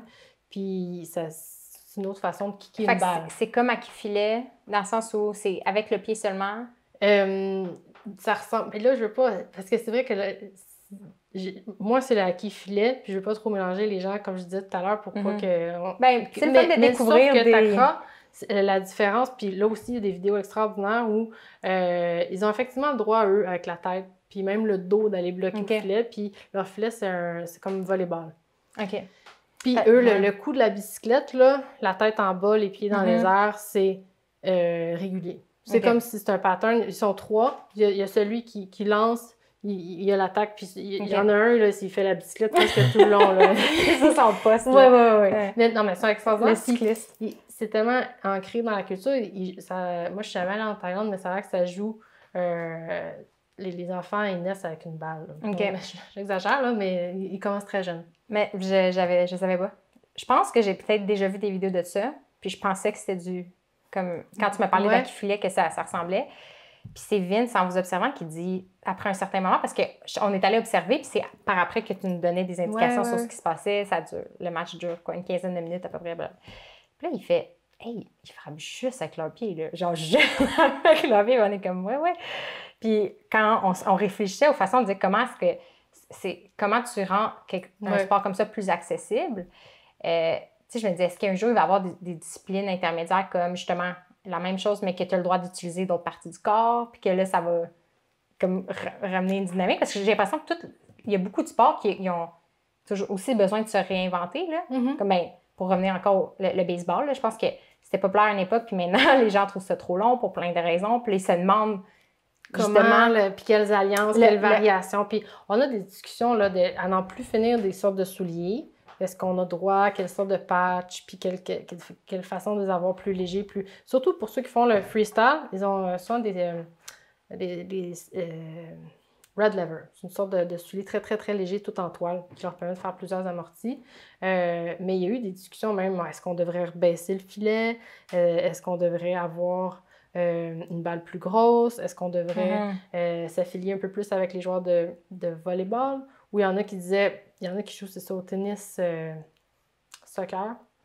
Fait que, comme le bassin des joueurs de soccer est tellement grand, ils disaient, ben oui, si vous jouez avec un ballon de soccer, ça va être mieux. C'est quand même tout un passage, là, d'un à l'autre. On l'a déjà essayé pour le plaisir, mais il y a toutes sortes d'options, puis je ne sais pas vers quoi ça va aller, mais mi-juillet, on va avoir un Axisphère au Parc La Fontaine. OK, on va pouvoir aller voir ça. Puis en fait, c'est à chaque année. Oui. La finale elle devrait avoir lieu le dimanche, je pense, 13 juillet, Parc Jeanne-Mance. Si ça va comme on veut, là, s'il fait beau, tout ça. Donc, puis, c'est niveau... Fait que mondial, vous avez des équipes, je pense, des États-Unis qui ont confirmé? Oui, on a des gens qui vont venir des États-Unis. Je ne sais pas si... Les autres années, des fois, il y en a qui venaient d'Europe. Là. Je ne sais pas cette année si on va en avoir. Mais on installe souvent là, un petit... on installe nos filets, puis on a des fois des estrades même. OK, pour avoir des spectateurs. OK, on va suivre ça. Puisque j'avais adoré l'anecdote sur les Finlandais, parce que, dans le fond, au parc, l'ambiance, c'est très casual. Oui. Je pense que les gens qui prennent leur pique-nique à côté de vous ne se doutent pas du niveau que vous êtes. Oui. Parce que vous arrivez, c'est exactement comme nous au terrain d'à côté, comme les gens jouent en jeans, même sur le terrain de Malmö, il y a des gens qui jouent nu-pieds. Tu sais, c'est tout croche. Mais les Finlandais, comme je pense que c'est Marilyn qui me racontait que depuis longtemps, eux, ils ont leur... Ben, c'est très européen. Oui. Là. Ils ont leur chandail d'équipe, ils ont puis ils sont finlandais au sens où on n'arrive pas à lire leurs émotions sur un terrain. Je ne sais pas si c'est ça qu'elle racontait, mais ils sont très intimidants. Ils sont très bons, puis ils sont très structurés par rapport à nous. Et les autres arrivent à leur... Puis ils ont des super façons de... Ils ont une façon où ils jouent, puis quand il y en a un qui a fait tant d'erreurs, il est obligé de laisser sa place. Fait que ça force à être concentré, puis à arriver prêt, puis il y a une belle façon de... Puis c'est le fun aussi pour ça de voyager puis de les rencontrer, parce que ça, c'est la Finlande, puis en Allemagne, même chose aussi, ils sont quand même... Bon, on va ressortir un peu les généralités, mais les Allemands aussi sont organisés, puis ils ont une façon un peu plus structurée aussi de faire les pratiques. Puis ils ont des... Ça a l'air drôle, mais même leurs joueurs... Leur façon de jouer, ils ont toujours le même pattern. Je reçois, je te la passe là, puis ensuite, toi, t'attaques. Puis ils organisent leur jeu d'une certaine façon, qu'ici, on regarde les joueurs de Montréal, qui se rendent quand même pas mal loin en compétition, mais des fois, c'est un peu plus comme on va faire comme on peut. Mais Fait que c'est quoi la force des joueurs montréalais? C'est-tu que vous êtes imprévisible, en fait, vu que c'est plus puis... ben, on a un petit peu du côté polonais, là, très le feu sacré. Là, moi, je trouve qu'on a des joueurs qui sont beaux à voir parce qu'ils incarnent le drame. Là, on peut suivre un match et dire « Ah, non, ça repart! » Je trouve qu'à Montréal, on a ça. On est beau à voir, dans le sens de certains matchs, certains joueurs sont comme... ils jouent, puis il n'y a pas de fin. Puis ils vont mettre tout ce qu'ils ont dans le cœur. On a aussi la camaraderie. Puis ça se dit aussi dans d'autres clubs. Là, je pense qu'ils aiment tous venir à Montréal pour... casual. Il y a peut-être même un côté un peu bum, un peu... mais c'est ça, c'est peut-être le petit côté latin, là, je sais pas. Ouais, je pense que oui. Je sens que la Coupe Rogers, tu sais, comme c'est des tournois sportifs qui sont réputés pour être le fun pour les joueurs. Puis entre nous, là, on va le dire, on est un peu baveux. On peut être baveux. Puis on est capable de jouer cette game-là. Bien, en même temps, on est capable, j'espère, de pas trop se prendre au sérieux. Puis les joueurs des autres pays, est-ce que c'est des joueurs que tu suis justement comme vous qui sont là depuis des années ou il y a comme un bassin tellement gros de joueurs de leur côté qu'il y a un renouvellement puis il y a des nouveaux usages à chaque année? Les deux. Ben, je suis assez bien, là, mais il y a un peu des deux. Puis dépendamment de où. Là, ce que j'ai hâte de voir, c'est tout ce qui est Amérique du Sud, parce que ça se joue beaucoup au soccer. Je sais qu'il y a des clubs là-bas, mais ils sont moins amenés à voyager, souvent une capacité, puis tout ça. Puis il y en a quelques-uns. Puis c'est la même chose pour l'Asie aussi, parenthèse. C'est sûr qu'il y en a, mais on les voit moins dans les compétitions mondiales. On espère soit qu'il va y avoir des compétitions qui vont se faire en Asie ou en Amérique du Sud. Il était question d'en organiser une cette année, même en Colombie. Mais ça, c'est d'après moi, dans les prochaines années, là, ça s'en vient. On va peut-être même avoir des grosses surprises. Tu sais, certains joueurs... non, mais quelqu'un qui a joué depuis qu'il est tout jeune au soccer, le rapport pied-ballon là, qui bouge, ça va. J'ai hâte de savoir là. Ça, c'est le fun. C'est comme un soap opera, là. Ben oui. Chaque année, de voir qu'est-ce qui va se passer. Mais là, on ira vous voir. C'est vraiment tellement agréable. Les activités dehors ont un certain charme aussi, là, le contexte, puis surtout des activités mobiles comme la vôtre, là, de trouver un spot à côté des arbres. Pour les spectateurs, c'est une expérience aussi, j'ai l'impression. Ah oui, non, mais j'espère que les gens vont venir regarder, puis que là, avec ce qu'on a fait, on va avoir une petite idée d'un peu comment est-ce que ça fonctionne, un peu notre pointage ou ce qu'on cherche à faire, là, 3 passes alternées à toucher avec juste les pieds. Ah, puis c'est combien de points? C'est vrai, le but du jeu, c'est de faire des points. Donc, en acquis filet, on essaie de faire, souvent c'est des parties de 11 points ou 15 points. Là, c'est un peu compliqué, mais c'est parce qu'il y a eu comme une transition, mais en double, on fait des points quand on a le service. OK. Versus en simple, là, on est dans ils appellent ça rally scoring. Puis il y a certaines grandes associations sportives qui vont aussi plus vers ça, où on fait le point si l'autre rate, mettons. OK. Fait qu'à chaque coup, il y a un des deux qui fait le point. Il y a toujours un point qui se fait. Puis en compétition, on a un peu changé, c'est ça. Donc, parce que sinon, c'est que les parties s'éternisaient. Fait qu'on a fait quelques ajustements comme ça. Mais vraiment, je souhaite qu'il y ait des gens qui s'y mettent pour le simple plaisir là, de bouger, puis de sentez-vous pas gêné de joindre n'importe quel cercle. C'est ça qui est comme merveilleux dans ce sport-là, que d'abord pour le plaisir. Puis vous jouez l'hiver aussi, je pense, parce que... Oui, quelqu'un qui voudrait jouer l'hiver, on loue un gymnase à l'hôpital Notre-Dame. Donc, on a un certain nombre de terrains, ça coûte pas si cher. Et puis, juste contacter acquisquebec@gmail.com. Ça va tomber dans ta boîte à toi?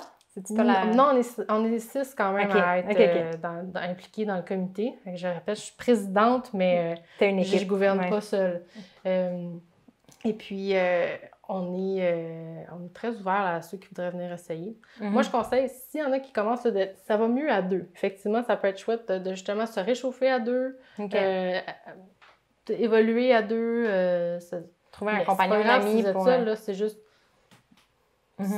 Ça rend la chose. Ça simplifie la vie. Mais on se disait que moi, je vais lancer les balles.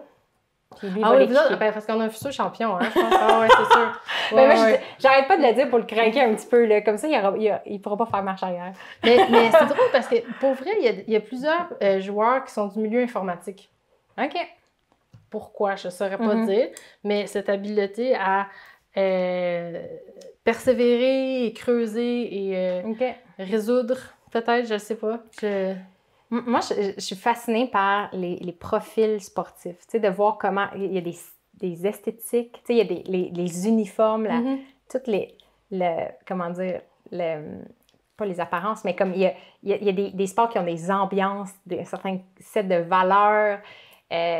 Puis, tu sais, je peux croire comment. Je serais curieuse de voir s'il y a déjà eu une étude là-dessus sur les tempéraments des personnes selon les disciplines ou les intérêts, puis les façons de réfléchir. Mais vous êtes Propre à la ambassadeur de discipline. plusieurs sports, fait que vous pouvez, c'est ça, voir... Ouais, Moi, ce qui me frappe au hockey, c'est aussi la diversité. Fait que des profils des gens. Vraiment. Ouais. Mais il y a une proportion d'informaticiens. Je sais pas. Ouais, c'est ça, Ouais. qui se sont... qui se sont illustrés, puis qui... Peut-être c'est l'aspect... quand je pense, c'est aussi justement cet aspect de autodidacte, capable de OK. persévérer dans un filon. Puis Parce que c'est vrai qu'il y a certains sports certains sports, comme tu es presque obligé de jouer en équipe, versus des sports que des solitaires peuvent adorer pour la liberté que ça l'offre, de pouvoir apprendre tout seul, puis juste faire des petites affaires tout seul, ou rejoindre un certain groupe plus limité. Parce qu'ils sont, on parlait là, du freestyle, ils ont une communauté extraordinaire où ils s'envoient des vidéos, puis donc ils sont semi-seuls, là. Ils sont seuls à se pratiquer tout ça, mais ils sont connectés, ouais. C'est intéressant. Je m'étais toujours promis de faire une recherche là-dessus sur les profils sportifs. Je ne sais pas qui paierait pour ce genre d'études-là, mais en tout cas, je vais creuser. Moi, je voulais faire un petit vidéo de... on ne mettra pas ça sur le... Mais en tout cas, je voudrais faire... On a certaines vidéos de promotion, mais là, je voudrais faire une vidéo juste pour nous, pour le club, de tous les sacres de chacun des joueurs quand ils manquent leur coup. Faire un montage. À l'interne. Est-ce que si on Google ton nom, est-ce qu'on va tomber sur des vidéos de toi qui joues ou... Pas du premier coup, là, mais je vous enverrai un lien. Je suis sur YouTube. OK, les YouTube, OK, parfait. On le joindra pour que les gens puissent voir. Mais encore là, je ne suis pas la plus spectaculaire, mais je vous enverrai des vidéos, puis, puis de différents types là, pour que ça donne un avant-goût. OK. Avec plaisir. C'est bon. Je vais juste regarder l'heure vite. Je pense qu'on approche, puis la pièce se réchauffe. On s'était dit que ça allait être un indicateur du temps qui allait passer. Mais je suis quand même vraiment curieuse parce que quand je regardais ton profil, puis on s'en est parlé au téléphone, puis c'est pas une parenthèse qu'on a ouverte parce qu'on sentait qu'on allait vraiment s'amuser dans ce sujet-là. Mais je m'étais quand même laissé la note en regardant ton profil avec tes études en urbanisme du sujet de ton mémoire. Puis je m'étais dit, maintenant que je suis là avec toi, de juste savoir qu'est-ce qui t'avait amené vers ce sujet-là. Et puis comment comment dire, ce que ça apporte encore à ton travail aujourd'hui. Fait que je sais pas si tu peux présenter comme vite. Oui. Ben, tu sais, dans le fond, c'est ça que je pense qui peut peut-être être intéressant de une personne qui parle de sa passion, le acquis, puis ensuite, on vient vite qu'à voir c'est quoi le parcours de vie, puis comment qu'on en arrive à ça. Moi, tout à l'heure, j'ai parlé de mon oncle, ma tante qui jouait déjà, donc déjà, ça a été une belle initiation. Mais il y a un aspect aussi que je retrouve dans le acquis qui rejoint mon travail. Puis j'avoue que ça, c'est par hasard, parce que j'ai jamais trop su où est-ce que je m'en allais. Mais j'ai fini par aboutir à la discipline de l'urbanisme parce que justement, ça rassemblait différentes disciplines. Puis j'aimais cette idée-là d'être point pivot puis d'avoir accès à plusieurs types de personnes. Puis on parlait du acquis, comment ça rejoint plusieurs types de personnes. Donc, moi, je me sens à l'aise comme j'ai fait déjà de la coordination, j'ai fait déjà... puis j'aime pas ça être au-devant, mais j'aime être un lien en différentes disciplines ou différentes personnes. Donc, l'urbanisme me permet ça. Puis en ce moment, je suis dans l'équipe environnement urbain et saines habitudes de vie. C'est comme on est dans un parc puis on fait des activités physiques, c'est parfait. Mais pour vrai, on fait beaucoup plus là, dans l'équipe de santé publique de Montréal où on a toute une équipe de toxicologues qui s'occupe de voir les risques à la santé de la population, soit de qualité de l'air, qualité de l'eau, qualité des sols.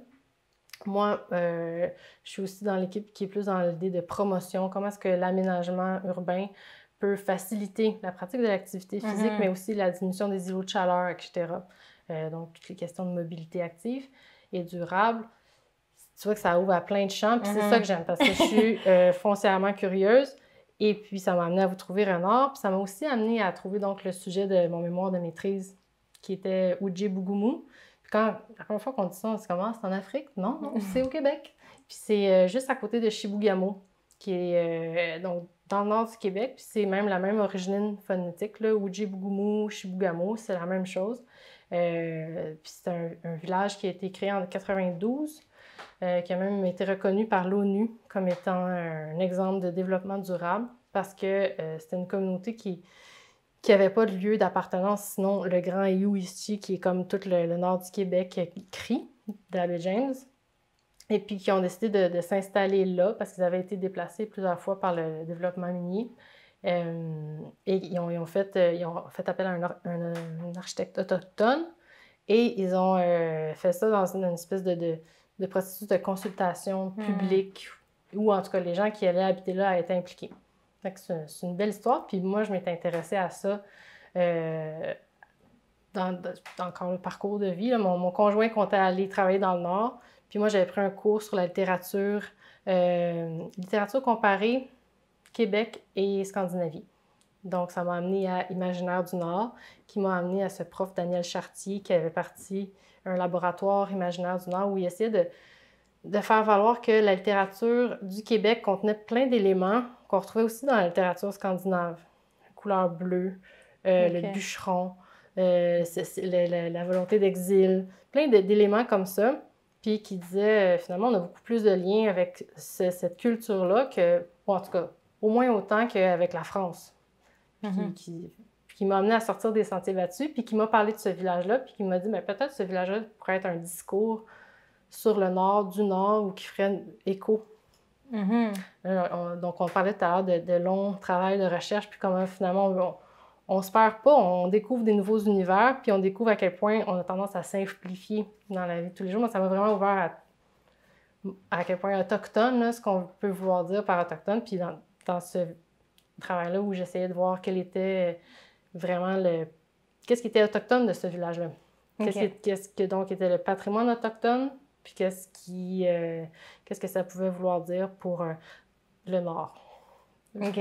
Parce que c'est ça, c'est que c'est des édifices modernes, mais avec une esthétique. Puis c'est là que l'aspect identité forcément, autochtone... ça m'a amené à voir l'histoire des Autochtones. Puis là, souvent, encore aujourd'hui, régulièrement, les gens sont comme « Ah, Inuit, de Cossé. » Puis c'est correct parce que on se le fait pas enseigner nécessairement. C'est vraiment dommage là, de ne pas être capable de distinguer une tomate d'une pomme. Ils se le font dire eux autres mêmes. Hein, ils se traitent des fois de pommes. Donc rouge à l'extérieur, mais blanc à l'intérieur.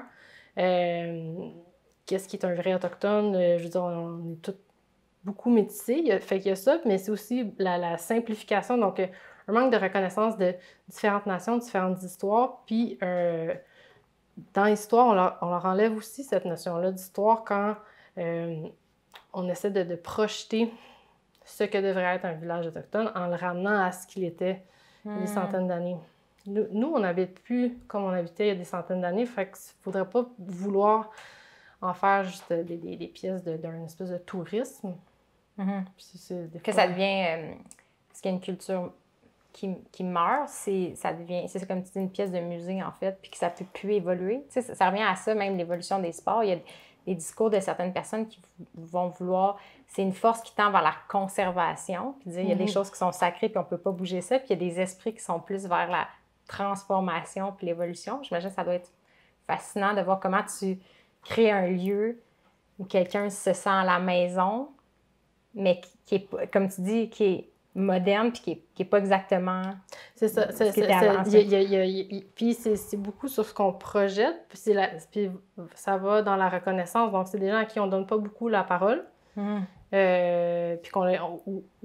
que leurs œuvres, tout ça, accepter peut-être ce qui est plus ancien, et pas mis en valeur, et pas... il y a encore beaucoup l'attitude paternaliste avec...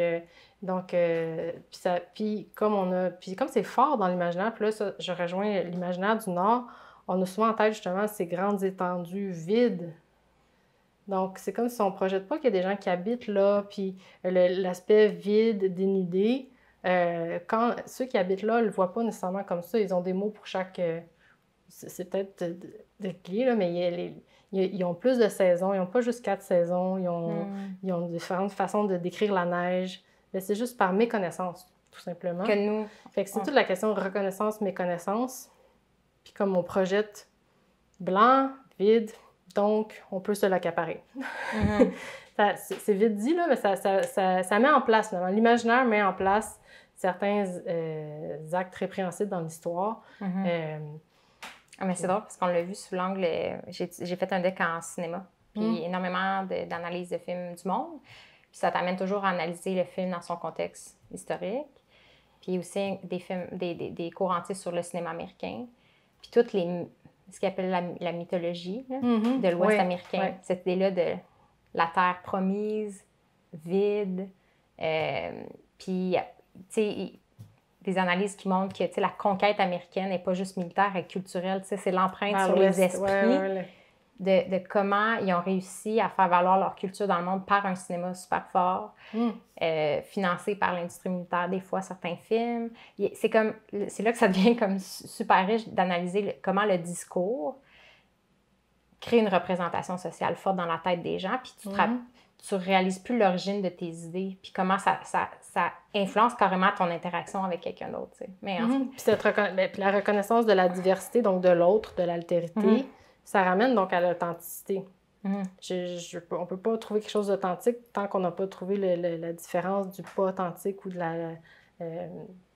puis effectivement, dans le discours, puis on pense souvent au discours comme le parler, mais là, je parlais plutôt peut-être d'une amie qui, elle a travaillé sur la littérature inuit. Puis je me rappelle, quand elle a commencé ses recherches, on lui disait non, ça n'existe pas. Mais pourtant, ils ont toute une littérature orale, puis oui, de plus en plus écrite. Puis elle existe, puis elle est vivante, puis elle est partagée. C'est juste qu'elle est très peu connue. Ah, c'est fascinant. Fait, quand tu disais, je pense que tu as mentionné dans une petite phrase rapide là, que ça a un peu changé ça a comme enrichi ta vision de l'autre puis de la vie en général. Genre, comment tu sais, quand une fois que ton mémoire était fini, c'était quoi l'impact que tu as ressenti? Ah ben du soulagement, parce que c'est ça, non, on l'a dit, c'est long parce qu'on fait ces recherches-là, puis on ne sait pas toujours où est-ce qu'on s'en va avec ça, puis on s'attend à trouver quelque chose. Puis là, moi, je cherchais l'architecture autochtone, je me disais, je vais bien finir par trouver qu'est-ce que je cherche au juste, puis qu'est-ce que c'est, puis je voulais une définition, puis j'aurais voulu une image, là, puis dire, voici, c'est ça, pour finalement, à travers plusieurs chemins, puis oui, donc histoire de ce village-là, du Québec, parce qu'il y avait le village autochtone versus village nordique, parce que un village là, construit dans le nord, ça ressemble un peu, ne veut pas, parce que il n'y avait pas tant de matériaux qui peuvent être... Il reste que Ojibwe est particulier parce qu'il y a un chauffage central, puis il y a une façon de... Les habitations sont placées en cercle, puis ils ont... Mais je me dis, est-ce que c'est que ça? Puis pourquoi je dis, est-ce que c'est que ça? Pourquoi est-ce que ça serait pas suffisant?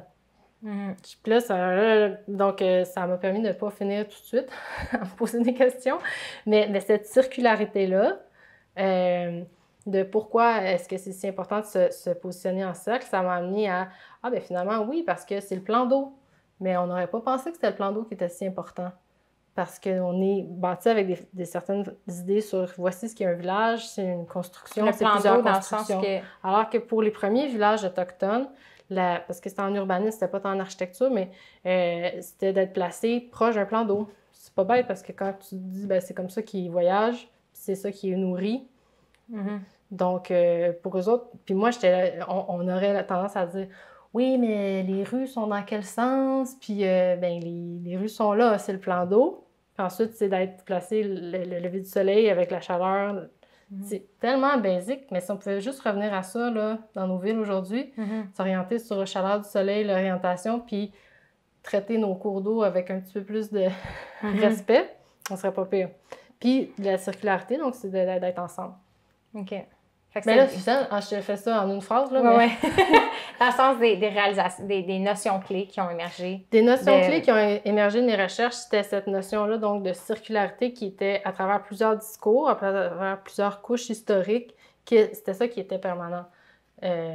C'était pas tant loi est une figure importante, puis si on voyage du haut des airs, effectivement, il y a certains villages, ils ont repris loi.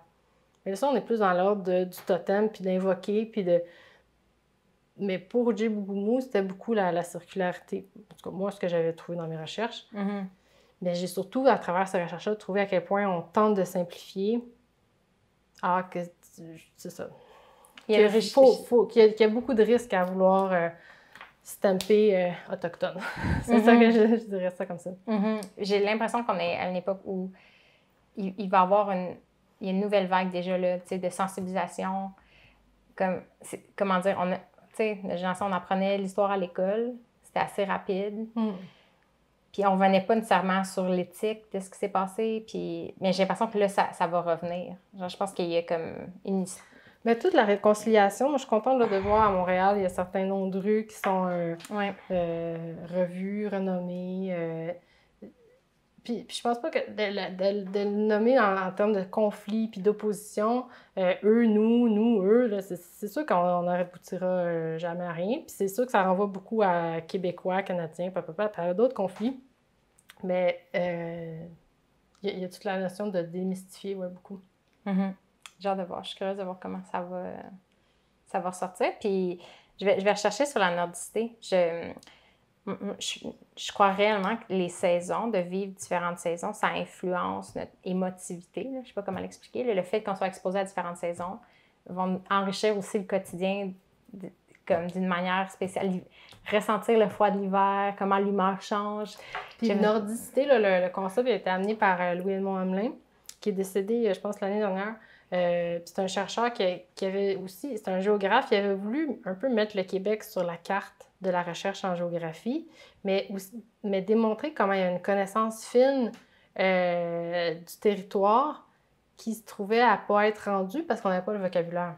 Le vocabulaire existait, mais était un peu vernaculaire, il n'était pas rendu officiel. Pour décrire la réalité québécoise. Puis il a décrit plein de formations de glace qu'on trouve sur le fleuve Saint-Laurent. Qui avaient des noms, puis qui les a juste comme rendus usuels dans une espèce d'ensemble. Puis il a inventé Nordicité pour décrire ça, cette réalité-là d'habiter le Nord. Puis de faire aussi ces ponts-là avec d'autres pays, puis de sortir ça un peu l'idée de nation. Là. De notre nation. De rattacher ça à la géographie. À des peuples, des habitudes, des cultures, mais pas nécessairement des... que l'Académie française puisse dire est-ce que ça existe ou pas. Là.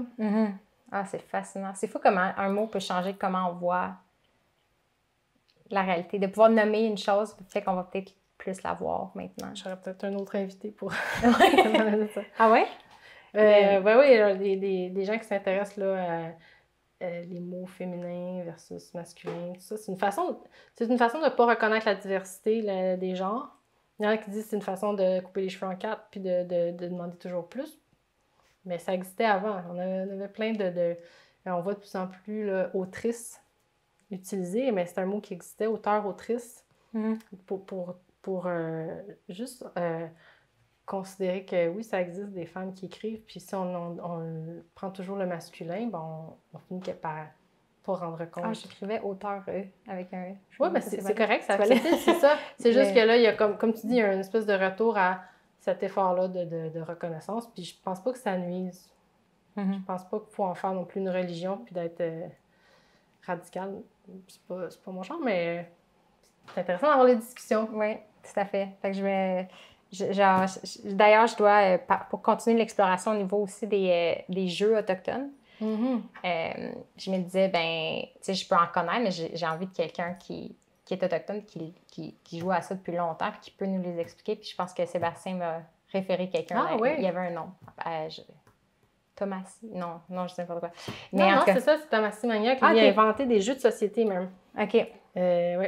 Bon. Autochtone, oui. Fait que je vais peut-être te poser quelques questions pour me mettre dans le bain de cette prochaine entrevue-là, mais ça me ferait absolument plaisir de continuer la discussion là-dessus. Est-ce que vous pensez retourner finalement vivre dans le Nord?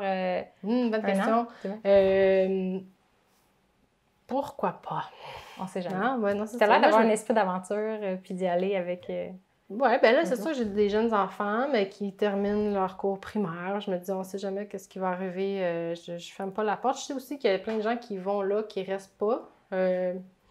Puis pour y avoir été, là aussi, je sais que la vie de tous les jours, c'est pas nécessairement facile. Mais avec mon petit clan, là, j'aimerais ça. Oui. OK. Oh, bon. Mais c'est vraiment super intéressant. Puis, genre, ça me fait vraiment plaisir. J'adore découvrir des nouveaux sports, des sports émergents. Puis, comme je te disais, on a l'habitude des fois, nous, d'être les fouineurs. Fait que quand t'es venu vers Vous avez été fouinés. on était... en tout cas, ça m'a rendu vraiment enthousiaste. Puis, je pense qu'on va se revoir. Avec plaisir, là, je vous donne une balle. Ah, en espérant que, fait que je comprends que toi, tu vas être la lanceuse, puis lui, il sera le kicker. Exactement. Et puis, ça me fera plaisir là, de vous revoir au parc ou au détour d'un autre chemin, hein, parce que c'est ça, j'avais déjà suivi le génie informatique photographique de Vincent. Ça, c'est fascinant. J'ai dans les mains une découpée de journal d'un article de Vince. Quand il avait lancé avec Frédéric Séguin un organisme à but non lucratif pour faire la promotion du travail humanitaire. Puis toi, tu l'avais connu parce que par un travail commun.